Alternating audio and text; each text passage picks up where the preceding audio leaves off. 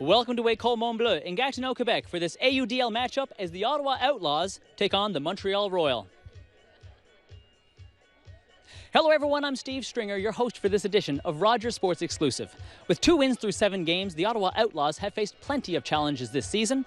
However, one recent thing in their favor has been their history against their East Division rival Montreal. The veteran-laden Royal entered tonight's game looking for their first win in 2 years against the Ottawa Outlaws. Ottawa, meanwhile, are looking to win their 5th straight against Montreal, including their 2nd this year, as they clash in the friendly confines of Gatineau. Taking a look at the AUDL East standings, Ottawa sits in 5th with a record of 2-5. They did start the season on a down note, losing their first 3 road games, but their 2 wins have come in 3 of their home appearances. So we shall see if Mont-Bleu treats them just as well as Carleton normally does. On the other side, Montreal has played 3 more games in Ottawa and sits in 4th place with a record of 4-6. They have been inconsistent this year, alternating wins and losses through their past 7 games, most recently a loss to Toronto last Sunday. And now we'll bring in our commentating crew for tonight's game, Richard Provencher and Steve Traynor. All right, Steve, thank you very much. Well, Steve, if Montreal is to finally beat Ottawa, they're going to rely on the player of the game, the one you like to watch for the Outlaws, Kevin Quinlan. Yeah, Kevin Quinlan is a new revelation. He was brought in from Rochester to play for Montreal this year. He's an excellent season, leading the team in goals and assists, and he's been instrumental in offense and defensive capacity. On the other side of the ledger, well, we've got the man they call the franchise, Derek Alexander, who's led Ottawa from beginning to start. He is the man to watch tonight. He is definitely the man to watch. He leads, I think, the league in touches, 436, and he's only dropped the disc just once this year. He was instrumental in the last win against Montreal, and Montreal will have to find something in order to, a way to shut him down this game. And Ottawa, as you heard from Steve, they have had success over the Outlaw this year, and they're hoping to extend their wins in the win column to make it 3rd win this season. Steve, back to you. Thanks a lot, Richard. Ottawa-Montreal, always a great rivalry here in the AUDL. Stay tuned. After the break, we'll have the opening poll. Richard and Steve will have the call. You're watching the AUDL. It's the Ottawa Outlaws versus the Montreal Royal here on Rogers TV.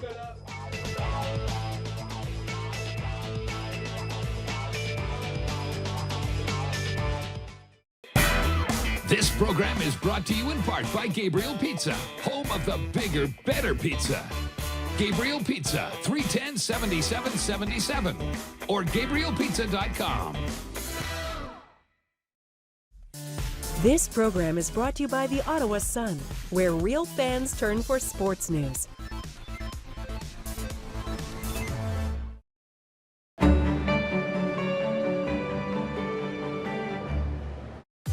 Head to downtown Bank Street on June 17th and 18th for Glow Fair. Free concerts by Juno Award winners Dragonette and Keys and Crates.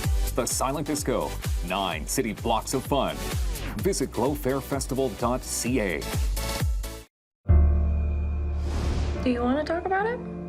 Talk about what? We're not a couple, but we act like one. For the first time in my life, the future is hidden from me. I am frightened of what is to come. There's been a terrible accident. All children. 43, you know. 44. Call 1-888-ROGERS-1 to order. Your relationship with money, how to take the pain out of online dating, how to make friends as an adult. Learn about these topics on Ottawa Experts. I'm Barbara Balfour. Join me for Ottawa Experts Tuesdays at 8 p.m. on Rogers TV. And back at Mont-Bleu High School in Gatineau, Quebec, for the start of this meeting between the Montreal Royal and the Outlaws of Ottawa. As you heard at the top of the broadcast, Ottawa with a 2-5 record. Montreal has played 10 games, 4 wins, 6 losses. As we are set to go in this game, as you take a look at the referees tonight, our 4-man crew led by Ken Lang, the head referee, his assistants, Glenn Ford, Al Colantonio, and Jim Robinson. A beautiful night for Ultimate Frisbee. And for the next 2 hours, you'll be in for some entertaining ultimate action. This brings back a lot of memories for me. As I began playing this sport back in 2000, Ottawa was a popular destination for Ultimate as it was making its debut as a sport, and exploded on the scene. It was probably had the biggest league in Canada. And today, as we speak, 2016, we have a professional league. So Montreal will pull to Ottawa as you take a look at number 13, André Arsenault. And a good crowd on hand, Steve, to watch Ottawa in their 4th home game. That's right, Richard. The 4th game of the season. They're looking to make it a neat and tidy 3-1 record after 4 games. They're coming off 2 games at home this past weekend where they had 1 win against the DC Breeze and they had a loss against the Toronto Rush. And of course, the home opener this year was happened in May, where the Royal of Montreal were not able to beat Ottawa. Ottawa had a convincing victory at TD Place. A great start to the season at home. Nicolas Brochu with the disc in hand. And the game is on. There is the big pull by Brochu. And the veteran for the Outlaws, David Jensen. Pass to number 9, Derek Alexander, the franchise. Alexander to Loiseau.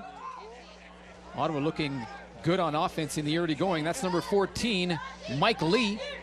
Lee back to Jensen. Jensen closely guarded by number 14 of the Royal, Joseph Genet.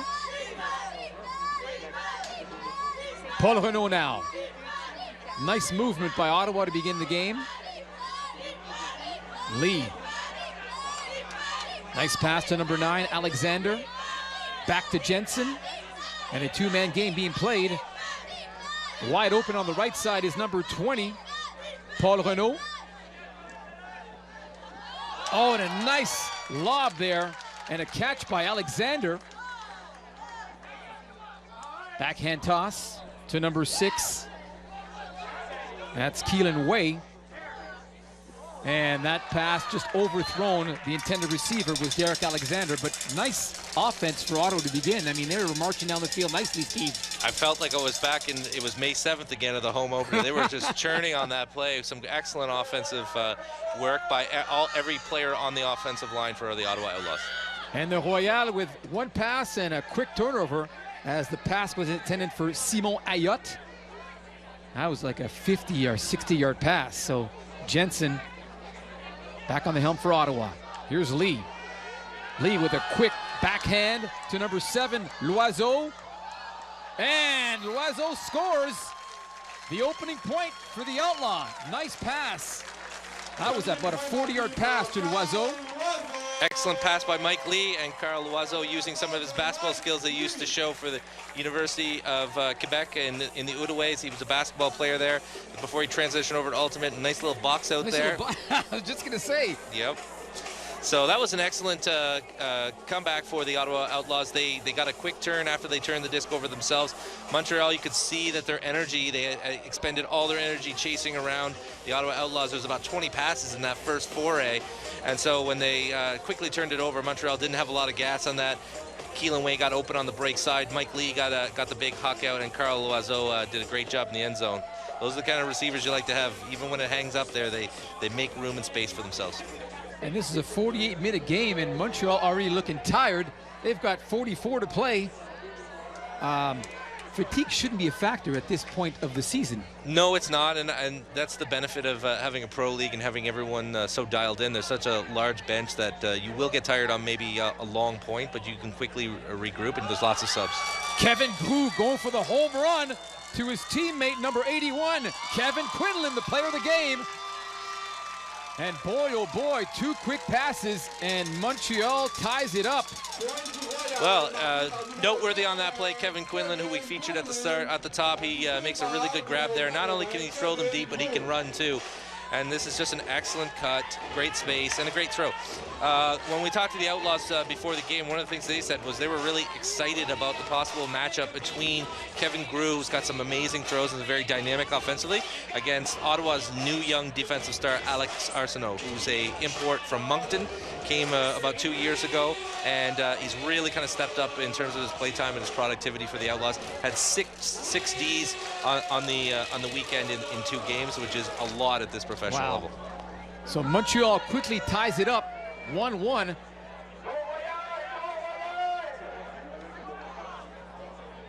Here's the veteran, Jensen, to number 43, Andrew Outerloni. Long pass to Lee, and Lee unable to stay in bounds, but a nice toss there by Outerloni. Am I pronouncing that right? Outerloni. Very good throw by him, but could not keep it in bounds. Montreal back on the attack, and slipping there is Charles Barito. And a collision, and no call on that play, so it'll be Ottawa's disc with just a few yards to go before another point is scored. Alexander. Back to Loiseau. Back to Alexander. The forehand, and just a little too shy of the mark, so another turnover by the Outlaws. Unfortunate turnover, throwaway on that play. Mike Lee's having quite a strong game already. So got a catch in the end zone. He went deep on a play, and he also got a D on that point. So he looks like he's looking to be active in this game. Montreal starting deep in their zone. Gabriel Monfette to number 22, Christian Mathieu. That's a nice pass to number 8. And a lofty pass is intercepted by number 9, Derek Alexander. Quickly to Jensen, to Loiseau. And number 6 with a nice cut. That's Keelan Way, wide open. He will let that float in the end zone. And Ottawa back on top, 2-1. That was an excellent flick to score by Carl Loiseau, and a great cut by Keelan Way. Now here it is. It comes out to space. Nice time, air, wide open guy in the end zone. The defender on that, number 8, Francois Xavier Haute. We weren't sure whether or not he was going to be able to play tonight. He was a game time decision. He went through, with the medical staff and was able to get into the lineup. But on that turnover, when you play against a world-class player like Keelan Way, and he makes the turn and goes deep, sometimes it's hard to close the gap, and he couldn't do it on that play. And as you saw, he made him pay. So the Ottawa goals by Carl Loiseau and Keelan Way, they lead it 2-1 against the Royal. And much like it was in the home opener a few weeks ago, Ottawa led from start to finish, and so far, so good. That was a beautiful pull right to the back of the end zone. We're looking at 80 to 90, maybe 100 yards on that. Wow. That's number 33, Yolande Cabot. And the double team comes, and a foul, so Montreal marches up 10 yards. Good defense there by the Outlaws.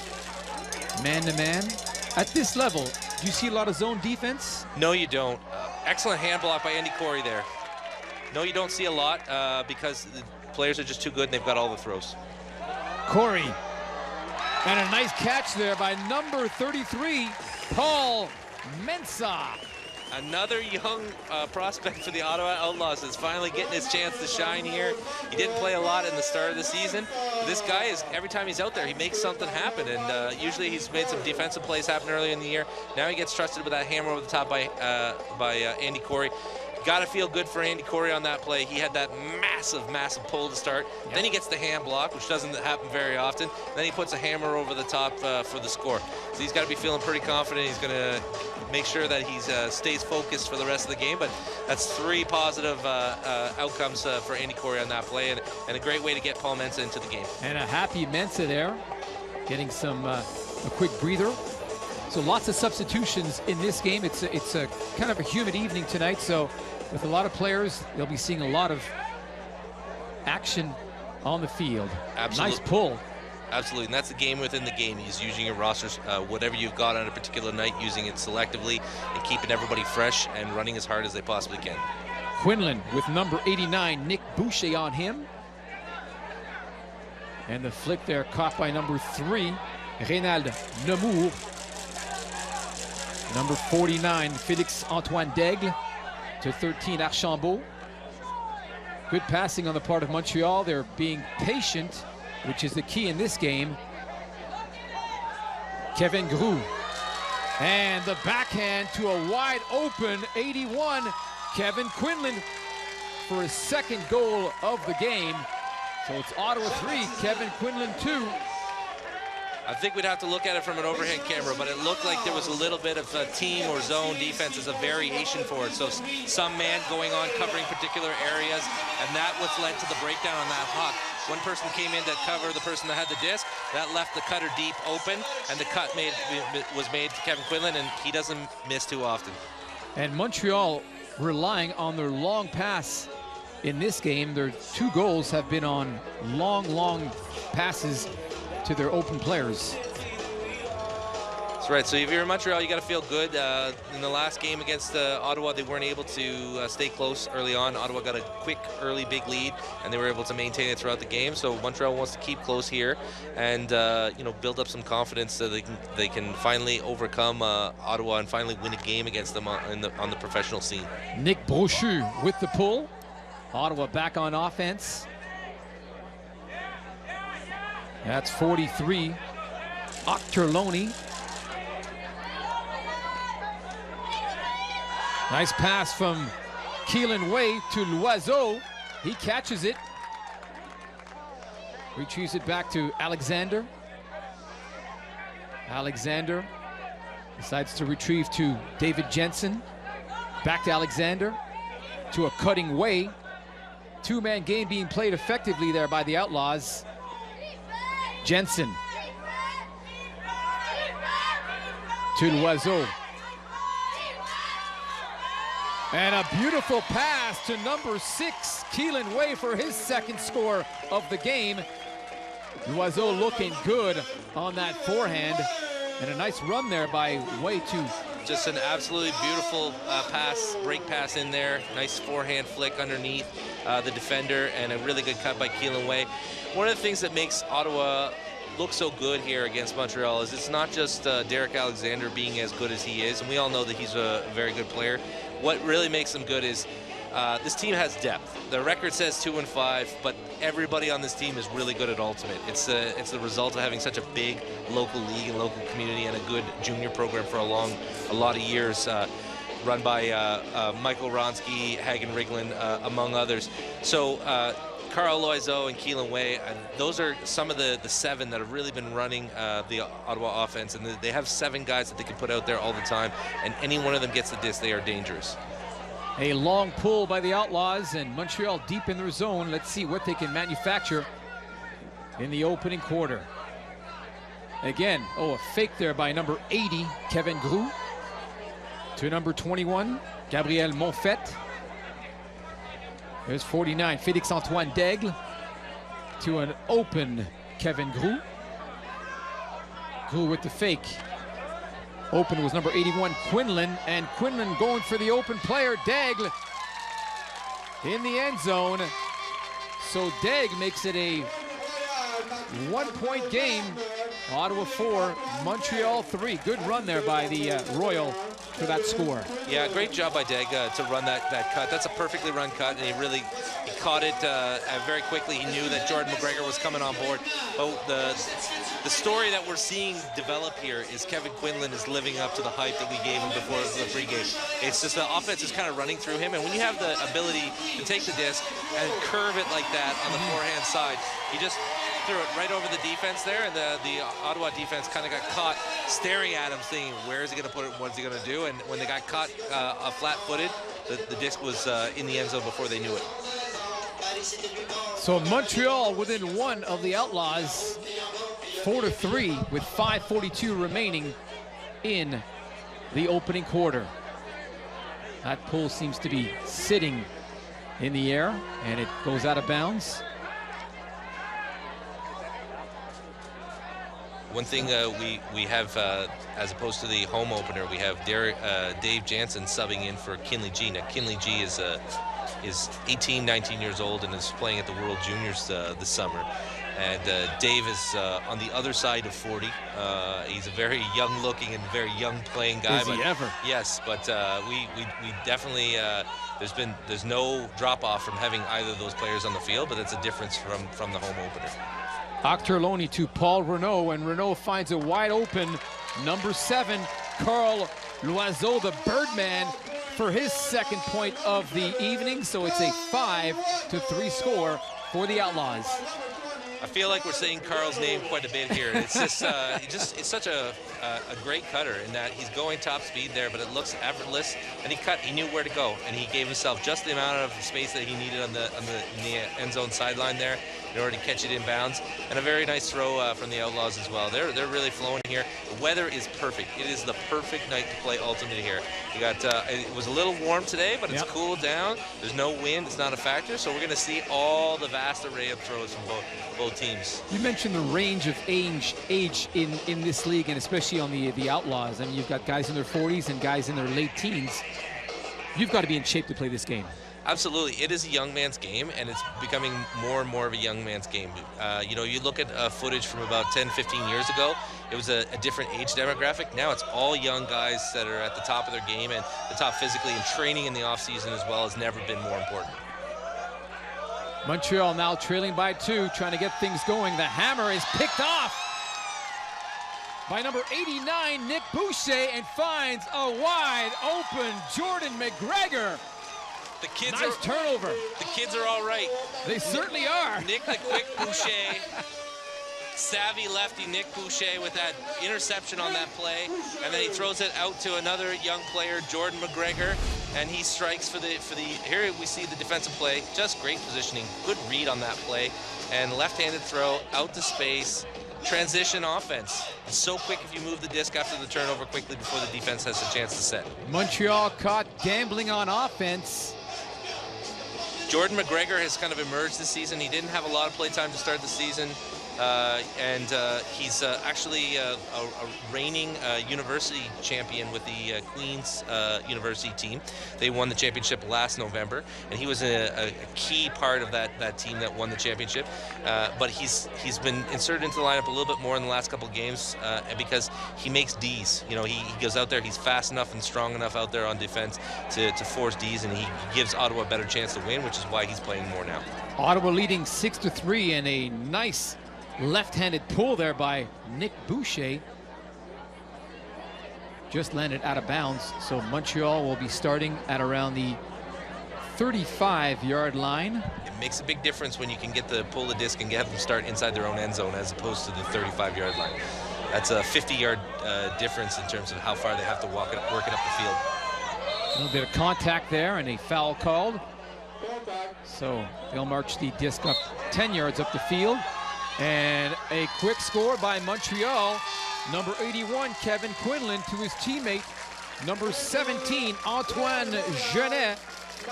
Narrows the gap to 2 points. Well, we got Luke Phelan kicking himself because he let Antoine Jeunesse go deep. Antoine Jeunesse does that a lot. He's a very high scorer on the Royal. And also, I think it was just a decision of the Outlaws early in this game that they were going to try and stop the Hucks with whoever's guarding the disc, and they were going to try to stop the ins. They're playing a tag team tandem defense there. So Luke was trying to take the in. It wasn't letting, it gave him a little bit of extra room, and that allowed Jeunesse to go deep, and with that perfect pass, catch it in the end zone. And much like in football, you get that quick first step past your defender, you can say bye-bye. Yeah, you will. I think we all know what Luke was saying. He's like, I'm not going to let that in, and I'm not going to let that in. And before you know, he's letting the deep out. So, and you've got to make a choice, but you got to be able to go either way with him and stay close enough, but give yourself just a little room in order to make an adjustment on the in cut. Montreal's pull goes out of bounds. And the Outlaws will begin at the 40-yard line.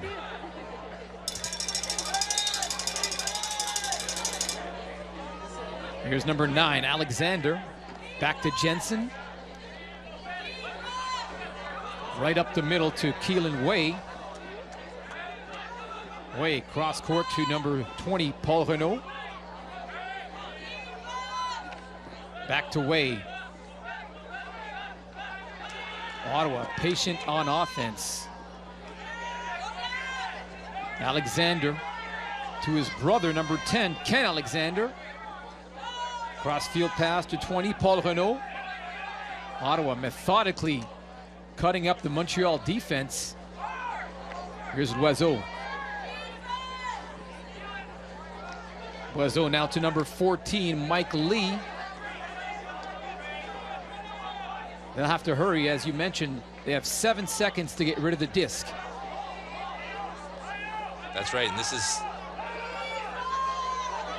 one lofted up, and number 10, Ken Alexander, winning the battle. This was death by 1,000 throws on this point. It certainly was. Montreal is going to go back to the sidelines. They're going to be out of breath. They were hustling and chasing after a lot of passes. And then Ottawa decides to go with the O-hip pass, throwing it up there. But luckily for Dr. Ken, was able to deliver for everybody and save everyone the trouble of a ride to the hospital. The O-hip pass, I like that. Never heard of that one. Patent pending.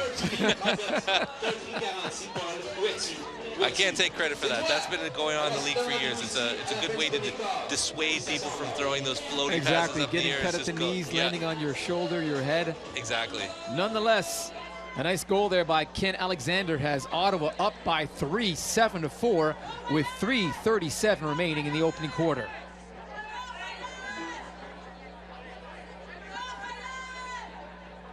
A pass to number 3 of Montreal, Rénal Nemours. Number 80 now, Kevin Groux. Groux going for the home run and knocked down by number 11, Matt O'Brien. Beautifully knocked down by O'Brien. There it is at the last second. I love that play. Great redemption for him. He struggled a little bit in the second half against Montreal in the home opener, and they were going after him on that play, and he made a great play. That was very athletic. And the Montreal defense not as tight as it was in the early stages of this game. And the pass caught nicely by number 5, Jordan McGregor, one of the youngsters, and McGregor right into the hands of Kevin Quinlan. And Quinlan looking for his teammate, number 17, so a costly turnover for Ottawa. And Antoine Genet has his second goal of the game. And the gap now back to 2.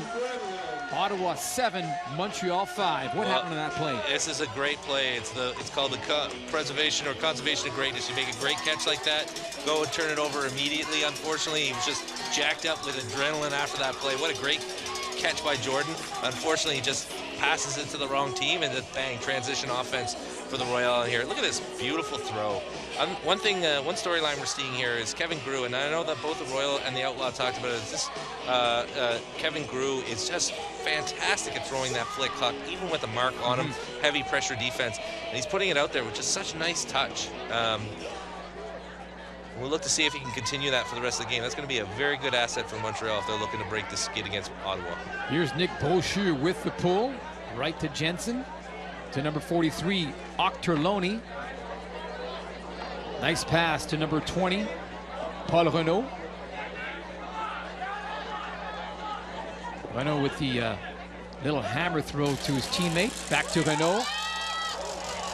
Nice forehand. Octorloni. And wide open in the end zone. Great play by Mike Lee there to catch it in the end zone. Andy Octorloni is a fascinating story. He's a very experienced player. He's been through it all on the ultimate scene. He's represented Canada. He'll be representing Canada again at the Masters level, the 30 and over level at the World Championships this year. He's won national championships at the men's level, playing for Powerhouse Goat out of Toronto. They've won several national championships. And he's just been such a good, big downfield presence for a long time, but he's one of those big downfield presence that doesn't drop anything, and when he gets his hands on it, he can huck it 40-50 yards too, so it makes him really hard to play against.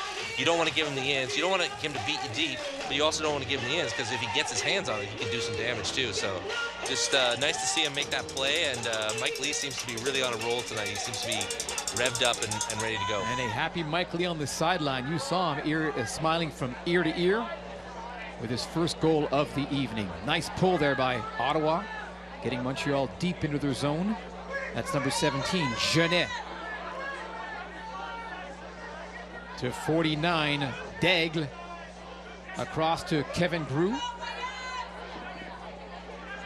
And Montreal forced to play the the short game, but there's a nice pass to number 33, Yolan Cabot, but he ran out of gas. Yeah, he ran out of gas. He was being guarded very well by Russ Nichols on that play. He wanted the in, he couldn't get it, and then the huck came out and he tried to chase it down, but he couldn't make it. There's a short hammer to number 22, Alec Arsenault. Ottawa back on offense. Colin Froats, and that one was deflected. It'll be Montreal disc with $1:23 remaining in the opening quarter. To number 81, that's Kevin Quinlan for his third point of the evening. Here's a great throw into the end zone. Kevin Quinlan, where the action is, as always. And it's quite an amazing story. A guy playing in Rochester decides to make the move up to Montreal to play for a different competitive professional team. And he says that he loves every minute of being in Montreal. He just fell in love with the city. He's taking courses in French, and he's just been wrapped around. And Montreal has always had a reputation, even before they were a professional team, of being that club team of les boys, the guys that you would want to hang out with off the field and having a good time with the results on the field as well.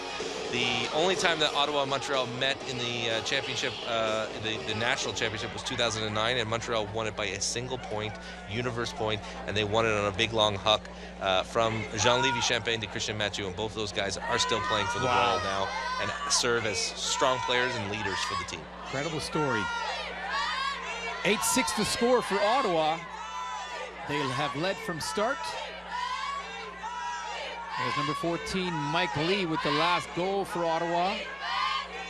Lee to Renault. Jensen now, the veteran, back to Renault. That's number 10, Ken Alexander. The hammer to number 9. Wide open is Derek Alexander, brother to brother. Quick passes, Alexander inside to number 6, Keelan Way, for his third point of the evening. Nice passing from Ottawa. Quick goal, too. Absolutely. I mean, they got a little risky, but it was a good calculated risk from Ken Alexander. Nice hammer over the top. Very good technique as well. And then Derek does a give and go with Keelan Way. These are two fantastic players. Look at that fake. Just had the Montreal player going up his way. That's just high-class, world-class offensive handling there by Derek, and the Outlaws should be happy with that point. 9-6 to score in the early going. You're about to say. I was about to say, Paul Renault, he was kind of a revelation for me. I had never really seen him front and center until the home opener this year. And he had probably his best game of the year in that home opener, with the pressure, with 800 to 1,000 fans there playing in TD Place. He's a big guy that just adds another big presence along with Ken and Keelan, and he seems to be very responsible with the disc. He knows that he's being looked to catch the disc, and he's not shy about catching the disc and getting it back to the very capable hands of Derek or Kinley G or any of the other handlers. There's 49, Félix Antoine Daigle to number 36, Maxime Guy. Montreal taking a page out of Ottawa's offense. They're moving the disc quickly. Here's 81, Kevin Quinlan. Nice cross field pass to number 80, Kevin Grue. And that was a nice possession by the Royal. That was a good possession by the Royal, and they, like you said, they just took a page out of Ottawa's playbook. Just move the disc well. I think basically, if you're a defense, you're in trouble when the other team starts putting it to either side of the field. Basically the strategy is we're going to force them to throw to a particular side, and our defenders upfield are only going to have to cover half the field. They have to cover both sides. It is going to be a gong show in the back there. So good movement by the Royal. They turn the disc, they move the disc over to the opposite side of the field, and a nice pass over the top. Grue's got some good hands. Not only can he throw it, but he can go deep and he can catch it too. And Kevin Grue with his first goal of his game, but Montreal still trailing Ottawa by 3, 9-6 for the Outlaws. And there's a big pull there by number 20 of Montreal, Nicolas Brochu.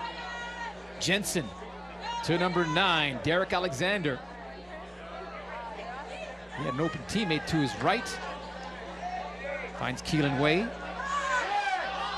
Number 10 now, Ken Alexander. Back to Way. This will be the final pass of the quarter, and that is how the opening quarter ends. The Outlaws led from start to the end of the opening quarter, and they lead this one 9-6. Your thoughts quickly and what the quarter was like? The end of quarter siren was appropriate because at times both teams' offense were on fire there. We had some D plays on some miscues, but very close game here. I'm really excited about the following three quarters.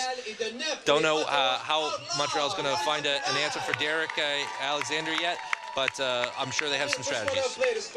So that's the score after one quarter of play. Ottawa 9, Montreal 7. Back with more on the other side of the break.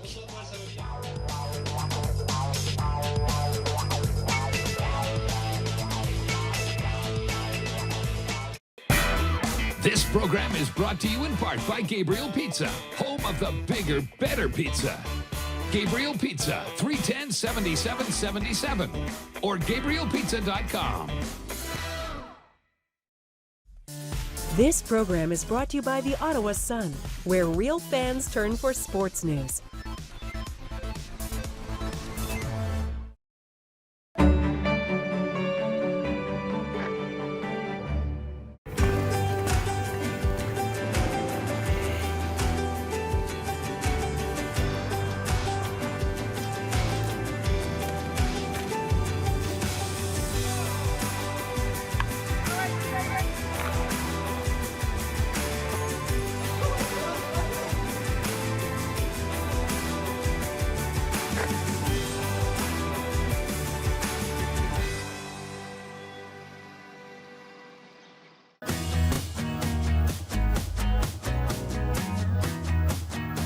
Does anyone believe maybe something very big is about to go down? I don't have a problem taking out a cop. I do a cop just like him. Come, demon! How do we stop him? You must protect the mortals. I don't know if I'm strong enough. Then become stronger.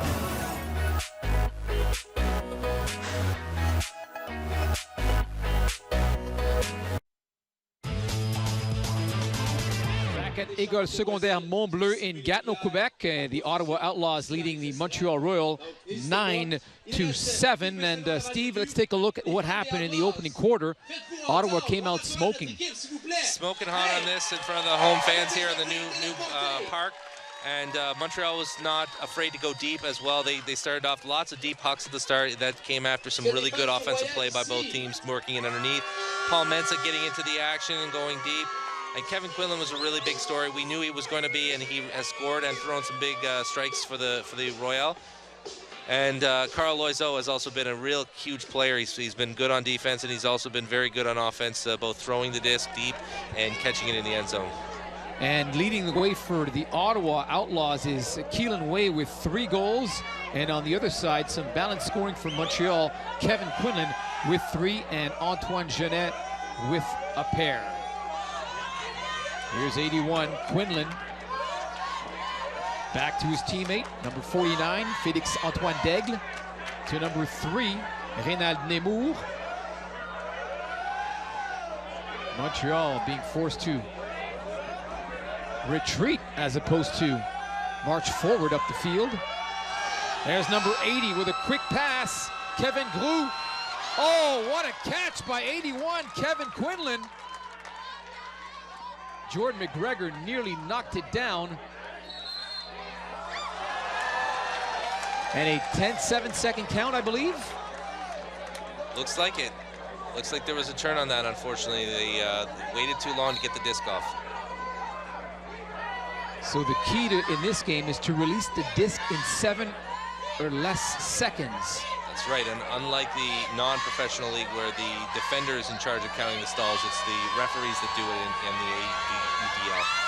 Oh, what a catch there by number 11, Matt O'Brien, winning the leap battle against his defender. And I believe timeout is called by Ottawa. Why would it have been called at this juncture of the game? Well, we're going to take a look at the catch first here, and it is a beauty. Thrown out to space, and Matt O'Brien, when he makes a play in this game, it's been momentous. I mean, he made a great D earlier in the play, a huge left-handed behind-the-back play, and that grab was awesome. timeout was questionable. I think it was a case of they got it trapped on the sideline and they wanted to be able to put it on their offensive players strategically to get this point. I think they think subconsciously if Montreal gets down by 3 and give up the first point in the second quarter, they might have a oh here we go again moment. So they want to put out the best offensive players that they can, and they also want to talk it off. A fascinating thing, of course, because there's so many people from college, surgeons, engineers, whatever, that play the game. There's always a fascination with stats and analytics, and we're a little bit more open to it. So there was a club team out of New York City that actually had someone track all of the throws and the turnaways that their team had over a couple of seasons. And they found that the majority of their turnovers happen when a team is on the sideline near the end zone. So you're so close and you want to get it across the end zone line, so you just jam it in there. Well, the defense only has 5 or 10 yards that they have to cover. So they basically, through using the stats, they said, we're going to stop jamming it in there. Unless it's wide open, we're going to get it back into the middle. So what you're going to see Derek here is he's either going to isolate and try to get it to Carl Loiseau on an isolation play. If it's not there, he gives it back to the capable hands of Keelan Way or one of the other handlers. All right, let's see if the play develops. There's Way.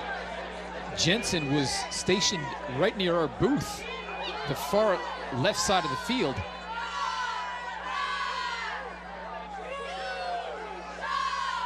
Alexander to Loiseau. Way with the height advantage over a shorter defender. That's number 36, Maxime Guy. Some very good sportsmanship on that. Keelan Way with a fantastic catch on a pass behind him, and Montreal Royal player said, absolutely, I fouled you on that, my bad. Check the disc game. Way, a quick pass inside to number 10, Ken Alexander. So another point for Ottawa, Alexander's second goal of the game, and it's 10-7 for Ottawa.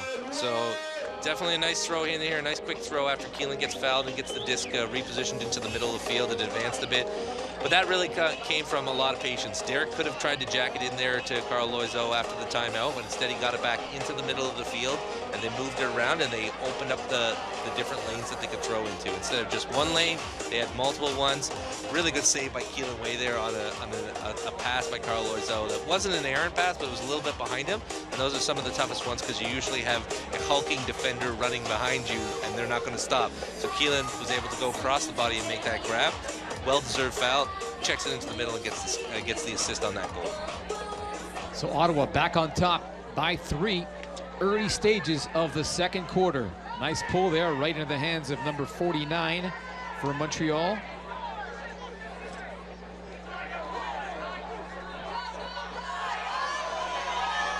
Long pass to Kevin Grue, and a nice tip there by number 74, Russ Nichols. But I believe that a foul was called on the play. Foul was called on the play, and doesn't look to be any sort of complaint from Russ Nichols. He played that very well, and I think that he did the best that he could do against a very talented player. Yeah, right over the top. Perhaps a little too much body. Yeah, a little too much hand on top of the shoulder there, so. And meanwhile, a goal was just scored by Montreal by Kevin Quinlan, his 4th goal of the game. So he cuts the gap to 2. So Ottawa up 10-8. That's a really good throw by Kevin Grue. We've been talking about that. And Kevin Quinlan, I mean, you know, unassuming, sits in the middle of the stack, and all of a sudden, bam, nice 45-degree cut to the corner. That's easy to throw to, and even easier to make that catch on a nice throw. Quinlan, the leading scorer in this game with 4 goals. Keelan Way has 3 for Ottawa. If you're watching this sport for the first time, the Ottawa Outlaws and Montreal Royal are part of the American Ultimate Disc League, the first and largest professional ultimate league in the world. 26 teams make up this league, with 4 teams coming from Canada. So including Ottawa, you've got teams out of Toronto, the Toronto Rush, the Vancouver Riptide, and of course, these Montreal Royal. The AUDL in its 5th season. We'll get more into the history of this game as you take a look at Ochterlony with a pass to number 9, Alexander. Back to Octorloni. And the quick flick to Jensen, who was open on the side. Back to Octorloni. That's Way now with a nice grab. And there's 20, Paul Renaud. Ottawa marching up the field methodically. Montreal expending a lot on defense, and there is Loiseau wide open. And Loiseau, for the 3rd time, scoring for Ottawa, 11-8. Richard, have we seen this before? Keelan Way, he's got this beautiful little flick where he doesn't even have to really plant his feet that much. He just gets his, takes a little step out and just puts it out to space. It's just very, very nice play, and Carl Loiseau knew what was coming, cuts to the side, and really got a lot of separation on that play. I don't even know who was covering him. That's how much separation he had on that play. But I noticed that Montreal definitely has come forth with a better defensive effort than they did in the home opener on May 7th here for the home opener for Ottawa, because on that play they forced a lot of short passes, a lot of stall 6 passes by the Ottawa Outlaws. Unfortunately, they weren't able to force the turnover, and that really is what it comes down to. You play 7 seconds hard defense, and you need to force the turnover as quickly as possible. And if you do force the turnover, you got to score. A high pull by Ottawa right into the hands of Félix-Antoine Daigle, and Montreal going right for the home run. And this one nicely caught there by number 80, Kevin Grew, out of bounds though. So Montreal had quick intentions to score, but the pass just lofting out of bounds. Matt Hogel trying to get it inbounds to number 13, Andy Corey. Corey cross field to number 5, Jordan McGregor.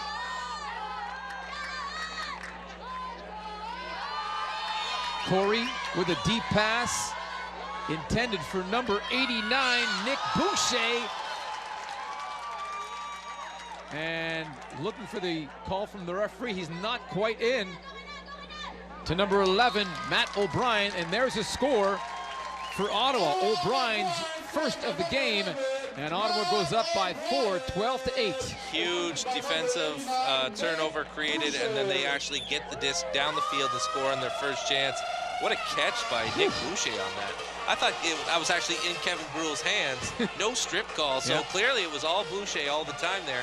And then he turned to the ref, said, am I in, am I in? He wasn't, quickly readjusted when he wasn't in, and made a nice pass to Matt O'Brien, who has, whenever he makes a play tonight, it's something significant. He's either scoring, D'ing, or making a great grab for his teammates. Ottawa goes up by 4, 12-8 on that last score by Matt O'Brien. At this stage of the game, 4-point spread, no big deal at all. It's just a matter of Montreal continuing to tap into what they've done offensively and continuing to score. They were using the Hucks in the first quarter. If that's not working anymore and they're not able to score on that, they got to dial it down and use that underneath offense that they've used in the past. Maxime Guy to number 29, Simon Ayotte, looking for his teammate, wide open in the end zone. That's number 81, Kevin Quinlan. We told you before the broadcast to keep an eye on him, and so far he's been the player for Montreal. That's his 5th point of the evening. A lot of guys are getting a chance to play against Kevin Quinlan tonight. It's you try and stop him, you try to stop him. On that play, it was Luke Phelan who was close to him, but that throw was perfect. I mean, just out to space. There's only a small period opportunity for Luke to make the defense on that play, and Kevin comes through with the catch on that. And I know that Kevin gave him a pat after that because the defense was tight. It was a really good play by Luke Phelan, but the pass is perfect, and Kevin made the right cut, so not much you can do.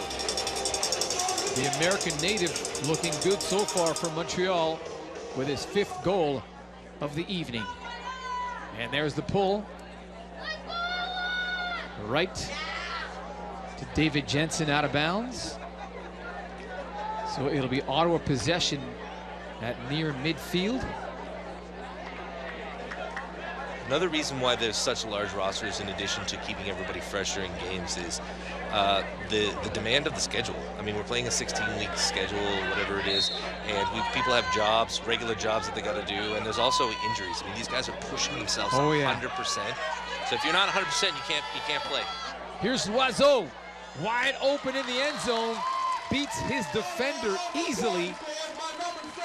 And Loiseau with his 4th goal of the evening. Look at the speed on him. And a great pass, too, by Ken Alexander out to space. Great flick, great angle and arc on that disc, and a good run by Carl. It gives you a lot of confidence as a thrower when you have somebody like Carl Loiseau that you can throw, and they can run it down, they can accelerate. If you don't have that extra gear in order to get the disc, it looks like a turnover, but on that one, he's not going to let many discs touch the ground. So Loiseau's 4th has Ottawa on top, 13-9. You mentioned injuries, and this brings me back to when I played this game, and this was back in 2000.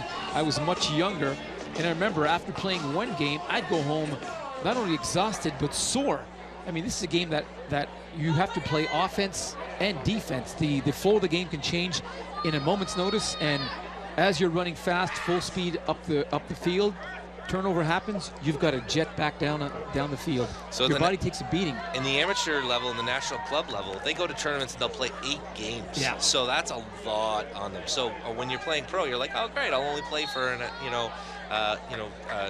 4 quarters. But the problem is when you're going 4 quarters, everybody here is ready to play, and everybody's at such a high level that you're going so hard, and that's where injuries sometimes take their biggest toll. And you're making cuts, you're jumping in the air, you're getting knocked down. This is a tough sport. Yeah, it is. Fun, though. Absolutely. Here's 49, Félix-Antoine Daigle, and nearly deflected by Mensah. And the long pass to number 3, Rénal Nemours. Not enough. That's the second time that he was given a long pass and didn't have the speed to get it. He was a game-time decision. He almost didn't play tonight, so he spent a lot of time with the trainers pre-game. His warm-up was with the trainers. Unfortunately, he doesn't seem to have that extra gear tonight. Andy Corey, though, with a pass intended for number 11, Matt O'Brien, but good defense there by number 81, Kevin Quinlan. So turnover. Oh, look at that one. Quinlan with the deflection. Now to his teammate, Félix-Antoine Daigle. And he's in the end zone. So Montreal makes them pay on the turnover. Big assist by Kevin Quinlan. He's been good all night, so he's like, well, I've been good. Now I'm just going to be lucky. Off the deflection, and then a nice huck out to space. It hangs up there for a bit, but there's nobody on transition to come back and catch up to Dag on that play. So the Quinlan-Dag combination works really well for Montreal. They know where one another is, and they like to get it to one another. And when you put it up and everyone seems to be coming down with you, it's going to give you more and more confidence to take those chances into the end zone. So Félix-Antoine Daigle with his 2nd goal of the game narrows the gap to 3. Montreal has never led in this game. It's been all Ottawa. They led by as many as 4 goals. The score is now 13-10. Let's see if Montreal comes down with some sort of wrinkle other than man-to-man, some kind of junk zone or something just to confuse them. Doesn't look to be the case, but they just need something. Ken Alexander on the sideline looking for Lee. And Lee! What a pass by Alexander! This one went outside the field and just slowly turned inwards. Wow, great throw out to space by Ken Alexander. He loves that flick huck so much. Wow. He does not, I didn't think it was coming back in. And then Mike Lee did, and he stayed in bounds and made the catch. Taps the disc on his head to say, I kept it in there. I always kept my head in the game there. So really, really good game from Mike Lee. Mike Lee has been a really, really strong player for the Outlaws both seasons of professional ultimate here in Ottawa. and he's really kind of stepped up into more of a role. Last year he was on the defensive line a lot, and then they probably realized this guy makes plays, and he catches the disc, and he's a great complementary player. He's out there that he knows that he's got some superstar players like Derek and Keelan, whatever, and you really want to surround those superstar players with complementary players that don't make a lot of mistakes and are able to score when they get the chance, and that's what Mike Lee is doing this year. There's the pull by Ottawa, so Montreal will begin at the 40-yard line. 81, that's Kevin Quinlan going for the home run, looking for his teammate, number 80. And Kevin Grew with his second goal of the game. So just like that, Montreal matching Ottawa's goals, but they still trail by 3 with 5:23 remaining in the second quarter. Degree of time it took to score that point, 5 seconds. Degree of difficulty on that catch, 11 out of 10. Yep. I mean, that was over the back. You're running full steam, and then you look over, it's a little bit behind you, so you have to catch it while looking the opposite direction. But Kevin Grew has shown us that he was he's living up to all the expectation and all the talk before the game by both teams, saying he's a guy we got to focus on, he's a guy we got to shut down. And so far, he's had some success for the Royal. So Philippe Tivierge will pull it for Montreal. Royal got to get some good hang time. They got to get the disc down. It doesn't look like it's going to be a long pull here, and they got to stop those hucks from coming out right off the hop. Jensen, Alexander playing a two-man game. They nearly get to midfield. There's 43. Octorloni looking for Loiseau, times it. Oh! And Loiseau looking for the foul. Not going to get it. He thought he timed that one properly, but little defensive play there. Good play by number 8 on that play. Yeah, that's François Xavier Hutt.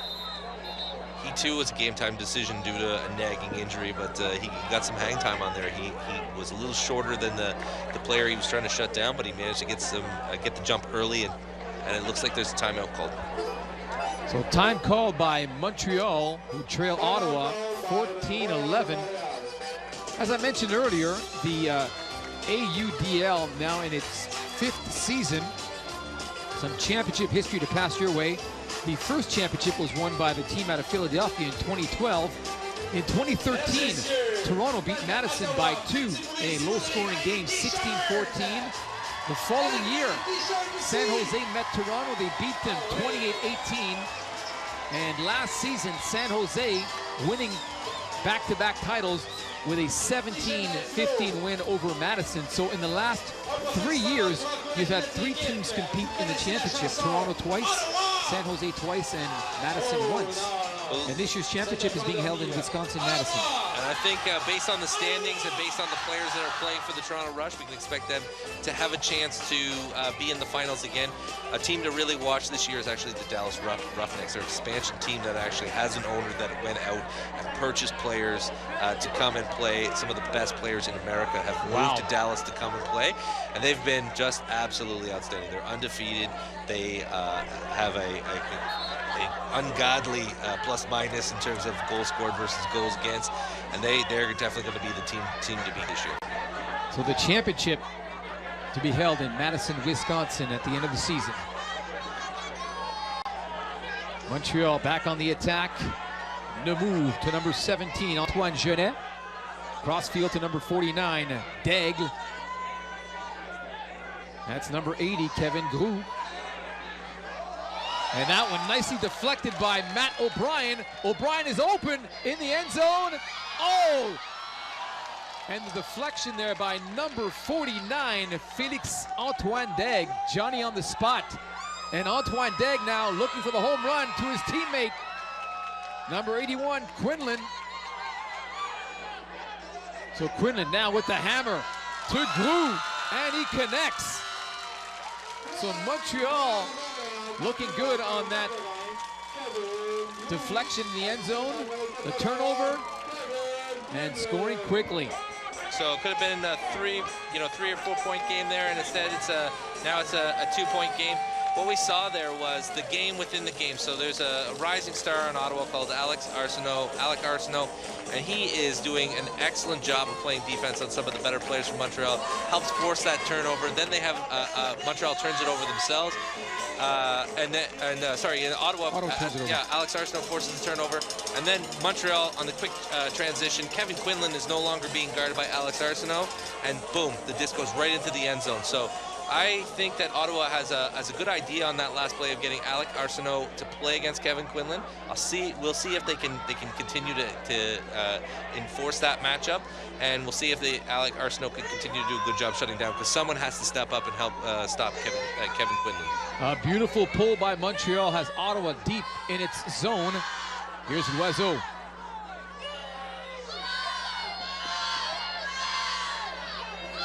To his teammate, number 20, Paul Renaud.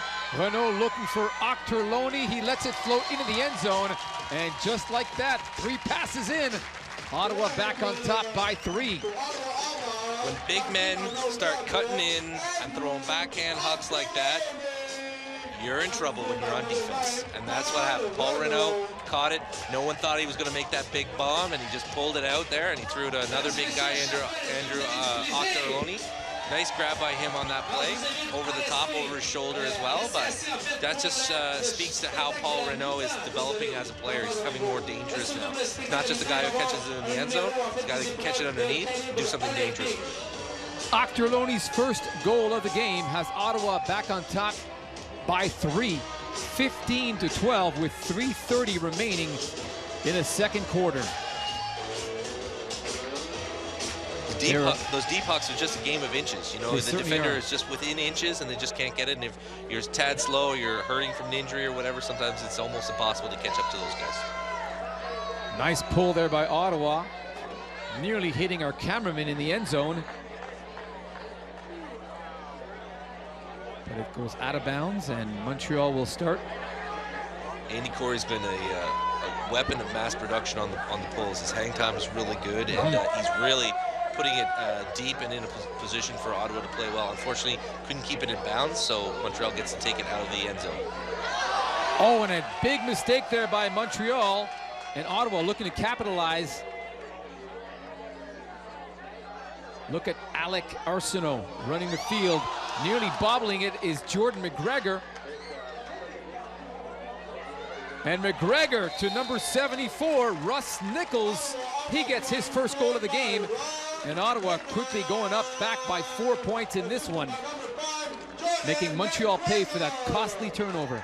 So close to making it a 1-point game a couple points earlier here, and then we just have a turnover right off the pull. And it's the classic thing where you have a choice of making the forehand throw to the forehand side or a simple backhand. In your head, you're thinking, I'll just put the backhand, it's a safer throw. But you have your man running the opposite direction, so you're throwing a backhand to someone in the opposite direction running the other way, and it just looked like a what was I thinking kind of moment. And nice catch there by Jordan McGregor to catch that scooper over the top there, and then have the continuation for the score. So 16-12 the score with 3 minutes remaining before halftime. High pull that gives the Ottawa defense a chance to come up field and get the man-to-man defense going. There's number 17, Antoine Genet, looking for his teammate, 33, Yolande Cabot. Quickly up the field, and there's a quick goal by Kevin Grou. That's his 4th. Wow. A 2-pass sequence for Montreal. No Alec Arsenault on that play. And when Arsenault has been out there, he's played against Quinlan, and he's also played against Yolande Cabot, who we haven't heard much about.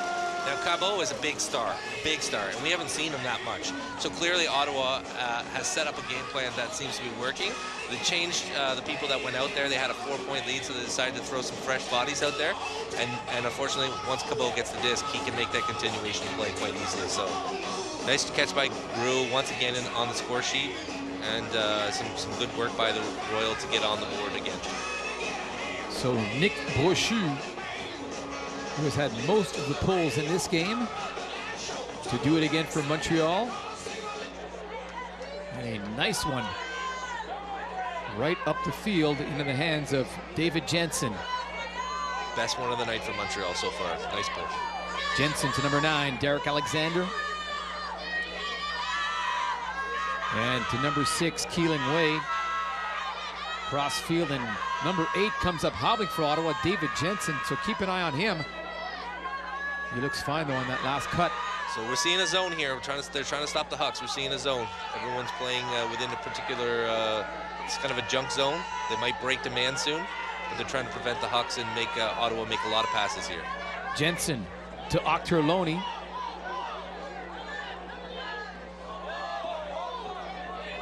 Back to number 9, Derek Alexander, the franchise. Way now to Mike Lee. The offense taking their time, and why not? There's Octorloni to Jensen. Marching upfield effectively. Lee's turn now. And a foul called on the play, so Ottawa will march it up 10 yards. Ottawa knows they only have a $1.44 in order to kill before the end of this quarter, so they want to hang on to the disc and still try and score here, not give Montreal much time. Alexander with the fake to number 14, and he straddles the sideline perfectly. That's Mike Lee, so Lee getting his 3rd of the game.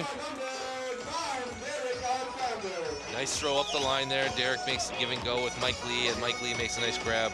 That's the difference between professional level receivers and people that are playing on lower level clubs, is you have to be able to make all the tough grabs. You know, there's an expectation that if it touches your hands, it's going in there and you're going to make a grab on it.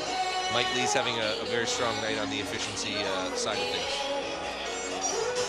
So we're seeing 2 players throw the majority of the pulls for the Outlaws, and they're both pretty good at it. Nick Boucher and Andy Corey, some of the best in the league actually. Andy Corey, I think, has the best hang time of all the Canadian teams in terms of pulls. There's Boucher's pull. Montreal running up the field quickly. 49, Daigle to Namur. Quick passing by the Royal. Boy, they can march up the field quickly when they want.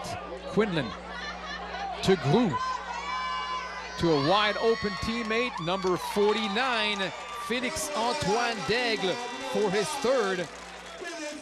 So Quinlan, Grou, and Daigle have been the top scorers for Montreal, trailing by 3. I think some of the Ottawa fans were cheering for that. This is beautiful ultimate right there. Yeah, it is. And I mean, it's kind of funny, you know, we're having Ottawa Outlaws home game, but we're playing in the Montreal Royals province. Only in the National Capital Region. But I think it is very important. I mean, the Outlaws have decided to play a number of different games in different locations. I think it's very important that this game is happening over on the Gatineau side. Absolutely. And I think that the fact that there's a Frisbee organization in Gatineau now is only a positive thing for the national capital area in terms of developing talent to compete at the national level. Long overdue, and hopefully this game will inspire more kids. There's quite a few that are in the stands tonight. It's a great game. Trust me, I played it 10 years ago, fell in love with it, got hooked, and you know, you make great friendships, great camaraderie, and you get in shape. You need to be in shape to play this game. Absolutely. Here's Jensen, under a minute remaining, and a foul called. Jensen, as you mentioned, the elder statement on this team, over 40 years of age, but looking good. Just timeless. There's a picture of Dave Jansen aging somewhere. I mean, the guy just continues to play at such a high level. The speed, the ability to cut, and the decision making. It just makes him really, really hard to stop. Here's Loiseau. 25 seconds remaining. Alexander now.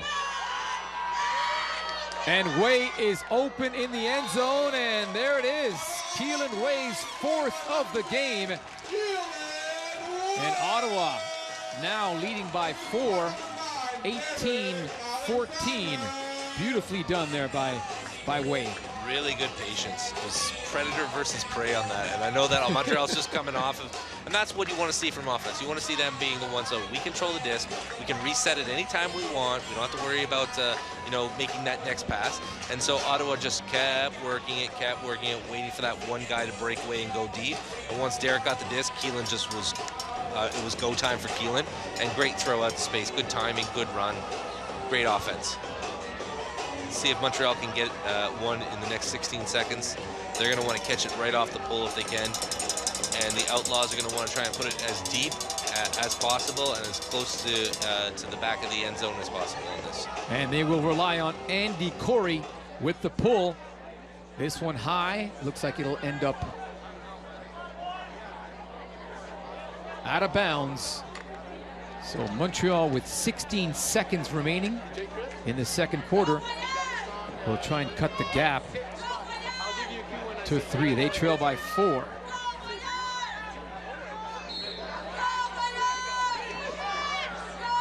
Here's Cabot in the corner with the big throw to number 81, Kevin Quinlan, and Quinlan unable to connect, and there are still 4.7 seconds remaining, so Ottawa now with a chance to get their largest lead of the game. Expect Montreal to double up on the thrower right now, and they're not going to want this huck to come out. There's Octorloni with the pull, Way's in the end zone, and gets it! What a catch by Keelan Way with his 5th of the game, and Ottawa scoring with no time remaining on the clock and heading to the locker room with the largest lead of the game, 19-14. Steve, what a play. Heartbreaker for Montreal. The same thing happened at the home opener. They chucked it deep on the end of second quarter play, and they came down with it, and it's just a big difference. You know, a 4-point game versus a 5-point, and Montreal finds themselves closer than they were in the last time they played against Ottawa, but they have something, some ground to overcome in the second half. So there it is, folks. After one half of play, the Outlaws of Ottawa leading it by a score of 19-14 over the Montreal Royal. Stay with us. There's a whole lot more to come. Coming up on the other side of the break. Actually, before we go to break, let's quickly talk about the leading scorers in this game. Keelan Way has 5 for Ottawa. He's been the man so far in this game. He's been the man, and as has been in past matchups against Montreal, there's not really someone that can shut him down completely. And as long as we saw in the very first play of the game, he had a throwaway, and he hasn't had any turnover since then. And it's been all positive yardage for Ottawa every time they get him the disc.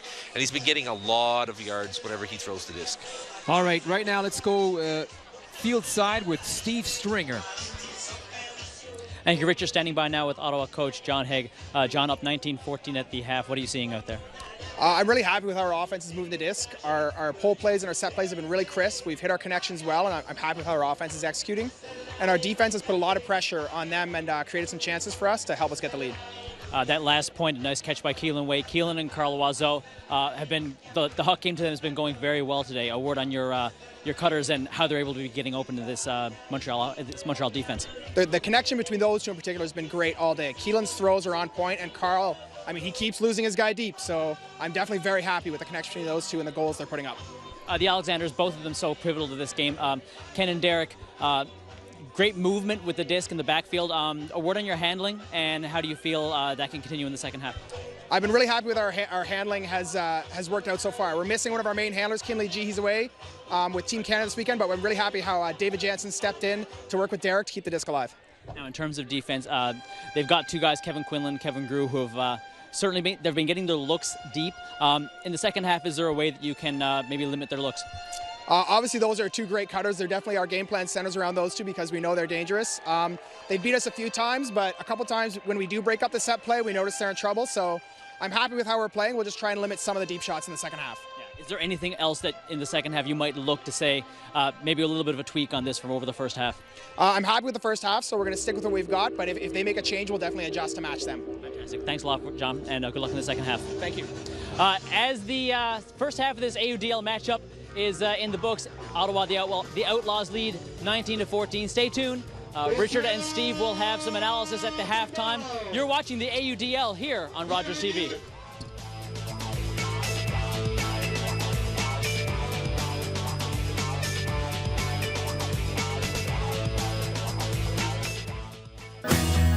This month on Channel 100, watch a movie on the house with Rogers On Demand. The king received word that his dominion was being ruled over by some curly-headed step-king with good credit. Oh, no. Sounds like your dad's spinning quite a yarn. Oh, actually, it's getting late. Aww. Good night, my little magical cherubs. Eskimo kisses. Who wants good night tickles?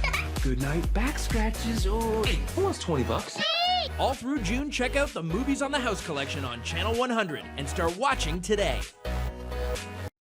Hi, I'm Mark Sutcliffe. Join me for Talk Ottawa on Rogers TV. We talk about the topics that matter to you, the issues that are developing right here in your community. We speak directly to the newsmakers and the experts. Talk Ottawa on Rogers TV. Hi, I'm Mackenzie Gray, host of High School Sports Zone. Each week our crews go around the city to bring you the best highlights in Ottawa high school sports. Catch this show Friday at 6 p.m. only on Rogers TV. Hi, I'm Kyle Waddell and I'm a co-op student here at Rogers TV.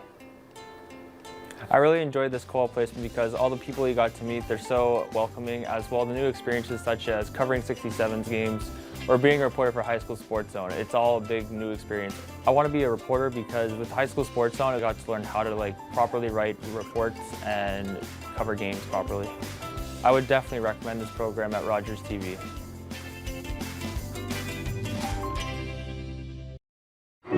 I used to imagine I was going to be a lawyer or a race car driver. I was going to have a really big family, and every year we would go on a trip. I'd have this nice house where I'd live with all my cats. And I'd have all the same friends. When I was a kid, I used to dream I'd do so much. I couldn't wait to grow up. Support the Youth Services Bureau of Ottawa today. No makeup, no clothes.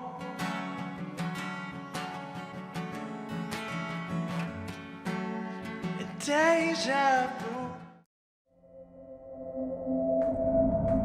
Such abundance everywhere you look, everything from the landscape to the river to the rocks to the sound of the rapids. We have a very beautiful life here in Ottawa.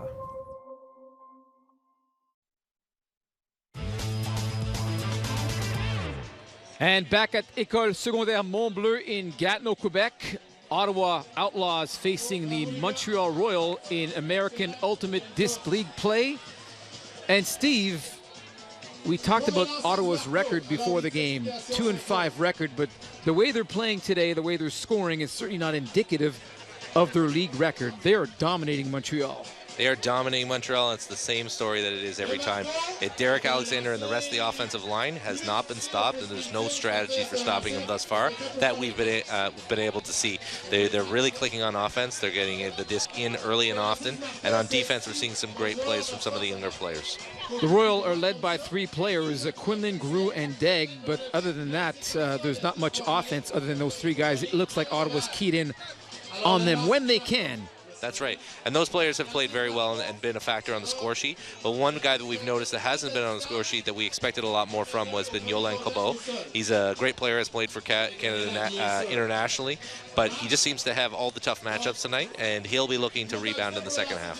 Speaking of the game, let's take a look at some of the highlights that happened in this game. Ottawa led from the get-go, and there's Nemsaw, the youngster, making things happen for him. Yeah, it's been very, very smooth in terms of deep pucks for both teams. Both teams know that the weather is great tonight, so they want to put it at the space. Everyone's got the throws. Kevin Quinlan's been a real factor, as has been Mr. Grew. And when they move the disc well on the underneath, they do get some good opportunities. On the Ottawa side, it's been the same old guys that have been tried and tested and true. Carl Loiseau, Keelan Way, Derek Alexander. Dave Jansen's come in and stepped in amazingly for Kinley G, who's has a Team Canada commitment this weekend. But Dave has come back and has provided veteran savvy leadership in the backfield. And Mike Lee has been making catches, staying in bounds, and really been a strong factor for the Outlaws. That goal there by Octorloni, that was his first, and more scoring by Ottawa. And of course, at the end of the first half, they led by 4 and scored an important goal right there to take a 5-goal lead into the locker room. That's where we stand right now, 19-14 for Ottawa. The youngsters doing it. Keelan Way with 5 goals. Yes, it's hard to believe that Keelan Way is still a youngster, but he has been playing for such a long time at such a high level. But he's only like 25, 26, so he's one of the more experienced young guys. But there's been a lot of good players, and we've seen Paul Mensah, Jordan McGregor. On the Montreal side, we've seen Andre Arsenault, who's played some very hard defense against some very good players. So the youth is being served tonight, and the youthful crowd has been very happy and been very strongly supporting both teams. And quickly, what can we expect from Ottawa in this game in the second half? Well, if you're John Haig, basically you want to keep doing what you're doing on the offensive side. And even on defense, they've been getting some turnovers, a lot more turnovers than they had last week against Toronto. Keep that up. On the Montreal side, they need to continue out with their offensive execution. On defense, strategy. If you can't beat them on a one-on-one battle in terms of defense, you want to try and mix them up with a little bit of zone and confuse them. You've only got 7 seconds. Put that hard pressure on for 7 seconds and get it deep. Super. Lots to watch for in the second half. Stay with us. Steve Stringer around the break with more halftime show from École Secondaire Mont-Bleu. Ottawa leads it 19-14 over at Montreal.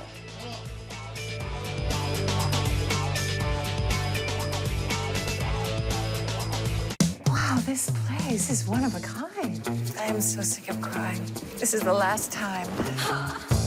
Last year it was young Evel Knievel, and now it's an aging Knight Rider. Stop the car.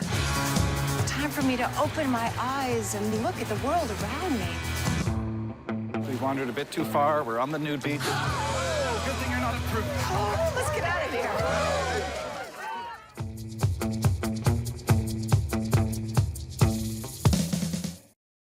Play 4 games of bingo from the comfort of your own home each Monday at 7 p.m. for your chance to win money from our $2,000 regular bingo or $5,000 super bingo night. Kiwanis TV Bingo, Mondays at 7 p.m. on Rogers TV.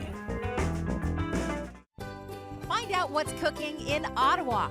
Whether you're a master chef or a sous chef in training, we've got the recipe for fun. So tune in weekdays at 11. Watch and join in during the daytime. So why volunteer at Rogers TV? Well, it's fun, exciting, and challenging. You can develop practical, hands-on skills in TV production, make new friends, and have fun, all while giving back to your community. For a few hours a week, you can be part of a great team making great local television. Want to find out more? Get in touch with us at rogerstv.com. Make your mark and find a new passion as a Rogers TV volunteer.